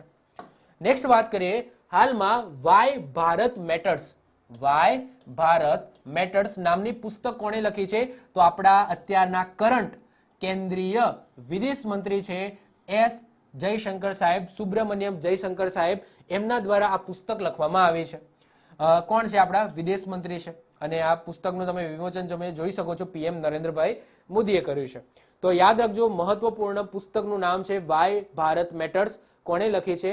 આપણા વિદેશ મંત્રી સુબ્રમણ્યમ જયશંકર સાહેબે લખી છે. અને અત્યારે કરંટમાં છે વિદેશ મંત્રી, એટલા માટે પૂછાવાની શક્યતા ખરી. નેક્સ્ટ વાત કરીએ, હાલમાં ચર્ચામાં રહેલો પોમ્પે રોગ. આ પોમ્પે રોગનો સંબંધ કોની સાથે છે? તો આ એક આનુવંશિક રોગ છે. આનુવંશિક એટલે કે પરંપરાગત ફેલાતો, મતલબ કે આનુવંશિક, તમે સમજી શકો છો, પરંપરાગત રોગ છે. પોમ્પે રોગ ચર્ચામાં એટલા માટે છે કારણ કે અત્યારે જે પહેલો કેસ હતો ભારતની અંદર, તો એવા વ્યક્તિ એમનું રિસેન્ટલી નિધન થયું છે, નિધિ સિરોલ, એ તમે જોઈ શકો છો. તો આ એક દુર્લભ રોગ છે, બહુ રેર કેસની અંદર જોવા મળે છે. હાલમાં ભારતમાં આ રોગના પ્રથમ રોગી નિધિ સેરોલ, જે 24 વર્ષના હતા, એમનું નિધન થયું છે. અને જો કોઈને આ રોગ થાય છે તો એ વ્યક્તિ અડધો કોમાની અંદર જ રહે છે, અડધો કોમામાં જ હોય છે. તો આ પોમ્પે રોગ ચર્ચામાં હતો, એટલે તમને ખબર હોવી જોઈએ આ એક આનુવંશિક રોગ છે, પરંપરાગત રોગ છે. ઓકે, ચલો નેક્સ્ટ વાત કરીએ આગળ. હાલમાં ગૃહમંત્રી અમિત શાહ દ્વારા કોને મેન ઓફ ધ યર 2023 પુરસ્કારથી સન્માનિત કરવામાં આવ્યા? તો એલપી હેમંતને સન્માનિત કરવામાં આવ્યા છે. એલપી હેમંતની વાત કરીએ તો એલપી હેમંત એ લેટિન અમેરિકા અને કેરેબિયન પરિષદના ડાયરેક્ટર છે, જેમને આર્થિક સંબંધો અને વ્યાપારમાં અસામાન્ય યોગદાન બદલ આ એવોર્ડ આપવામાં આવ્યો છે. તો જસ્ટ આપણે યાદ રાખીશું કે આપણા હોમ મિનિસ્ટર અમિત શાહ દ્વારા recently man of the year 2023 નો પુરસ્કાર કોને આપ્યો છે? તો એલપી હેમંતને આપ્યો છે. નેક્સ્ટ વાત કરીએ, હાલમાં રિલાયન્સે ભારત જીપીટી લોન્ચ કરવા કોની સાથે સમજૂતો કર્યો છે, ડીલ કરી છે? તો આઈઆઈટી બોમ્બે સાથે ડીલ કરી છે. તો જસ્ટ યાદ રાખજો, જે રીતના ચેટ જીપીટી છે એ જ રીતના રિલાયન્સ ઇન્ડસ્ટ્રી, જે રિલાયન્સ છે એ ભારત જીપીટી બનાવવા માંગે છે, એઆઈ આર્ટિફિશિયલ ઇન્ટેલિજન્સ ઉપર આધારિત સોફ્ટવેર, જેમાં રિલાયન્સ કોની સાથે કામ કરશે? તો આઈઆઈટી બોમ્બે સાથે કામ કરશે. ચેટ જીપીટી કોનું છે? તો ઓપન એઆઈનું છે. એ જ રીતના ગૂગલનું એઆઈ છે બાર્ડ. એ જ રીતના રશિયા દ્વારા પણ એક એઆઈ પ્લેટફોર્મ લોન્ચ કર્યું હતું, ગીગાચેટ. તો આ બધા તમને ખબર હોવા જોઈએ. નેક્સ્ટ વાત કરીએ, હાલમાં ભારતે કયા દેશને પ્રથમવાર ક્રૂડ ઓઇલ ખરીદી રૂપિયાની અંદર પેમેન્ટ કર્યું છે? તો આન્સર આવશે યુએઈ. તમને ખબર જ છે કે ભારતની અંદર 100%ની વાત કરીએ કે ભાઈ 100% ઓઇલની જરૂર છે, તો એમાંથી 85% ઓઇલ છે એ આપણે બહારથી મંગાવીએ છીએ, ક્રૂડ ઓઇલ. 15% જ આપણે પ્રોડ્યુસ કરી શકીએ છીએ, કારણ કે ભારતની અંદર બહુ ઓછું ક્રૂડ ઓઇલ મળે છે. તો આપણે 85% છે તો આપણે બીજા દેશમાંથી શું કરીએ છીએ? ઇમ્પોર્ટ કરીએ છીએ. તો આપણે ક્રૂડ ઓઇલની બહુ જરૂર છે, આપણે ઇન્ડસ્ટ્રીની જરૂર છે, પેટ્રોલ ડીઝલ બધું ક્રૂડ ઓઇલમાંથી જ બને છે. તો રિસેન્ટલી આપણે યુએઈ પાસેથી ક્રૂડ ઓઇલ ખરીદ્યું અને આપણે પેમેન્ટ પહેલી વખત રૂપીઝની અંદર કર્યું છે, રૂપિયાની અંદર કર્યું છે. તો બહુ મહત્વપૂર્ણ ક્વેશ્ચન છે, યાદ રાખીશું. તો ભારત એ દુનિયાનો ત્રીજો સૌથી મોટો ઓઇલ કન્ઝ્યુમર છે. યુએઈની રાજધાની કઈ છે? અબુધાબી છે. અને કરન્સીની વાત થાય યુએઈની તો યાદ રાખજો ધીરમ છે. કઈ છે? ધીરમ. ઓકે, તો યાદ રાખીશું. ઓકે, તો આ સાથે યસ ડિસેમ્બર મહિનાનું સંપૂર્ણ કરંટ અફેર્સ અહીંયા પૂર્ણ થાય છે. તો આપણે 1 તારીખથી લઈને 31 તારીખ સુધીનું સંપૂર્ણ કરંટ અફેર્સ અહીંયા પૂર્ણ કર્યું. આની જો પીડીએફ તમારે જોઈતી હોય તો આપણી એપ્લિકેશનની અંદર તમને મળી જશે. એપ્લિકેશનમાં જઈને તમે ઇઝીલી ડાઉનલોડ કરી શકો છો. આની પ્રિન્ટેબલ ફાઇલ પણ ત્યાં તમને અવેલેબલ કરાવી દઈશ. તેને ઇઝીલી ડાઉનલોડ કરીને એની તમે પ્રિન્ટ પણ કાઢી શકો છો. જો તમને વિડીયો ગમે તો વિડીયોને લાઇક કરી દો, મિત્રો સાથે શેર કરી દો. જો તમે આ ચેનલ ઉપર પહેલી વખત આવી ગયા હોય તો ચેનલને સબસ્ક્રાઇબ કરીને બાજુમાં બેલ આઇકન હશે એને પણ દબાવી દેજો, જેથી કોઈ નવો વિડીયો અપલોડ કરું તેની નોટિફિકેશન તમને મળતી રહે અને તમારો કોઈ પણ વિડીયો મિસ ના થાય. તો મળીશું નેક્સ્ટ લેક્ચરમાં. બાય, ઓલ ધ બેસ્ટ, જય હિન્દ, જય ભારત.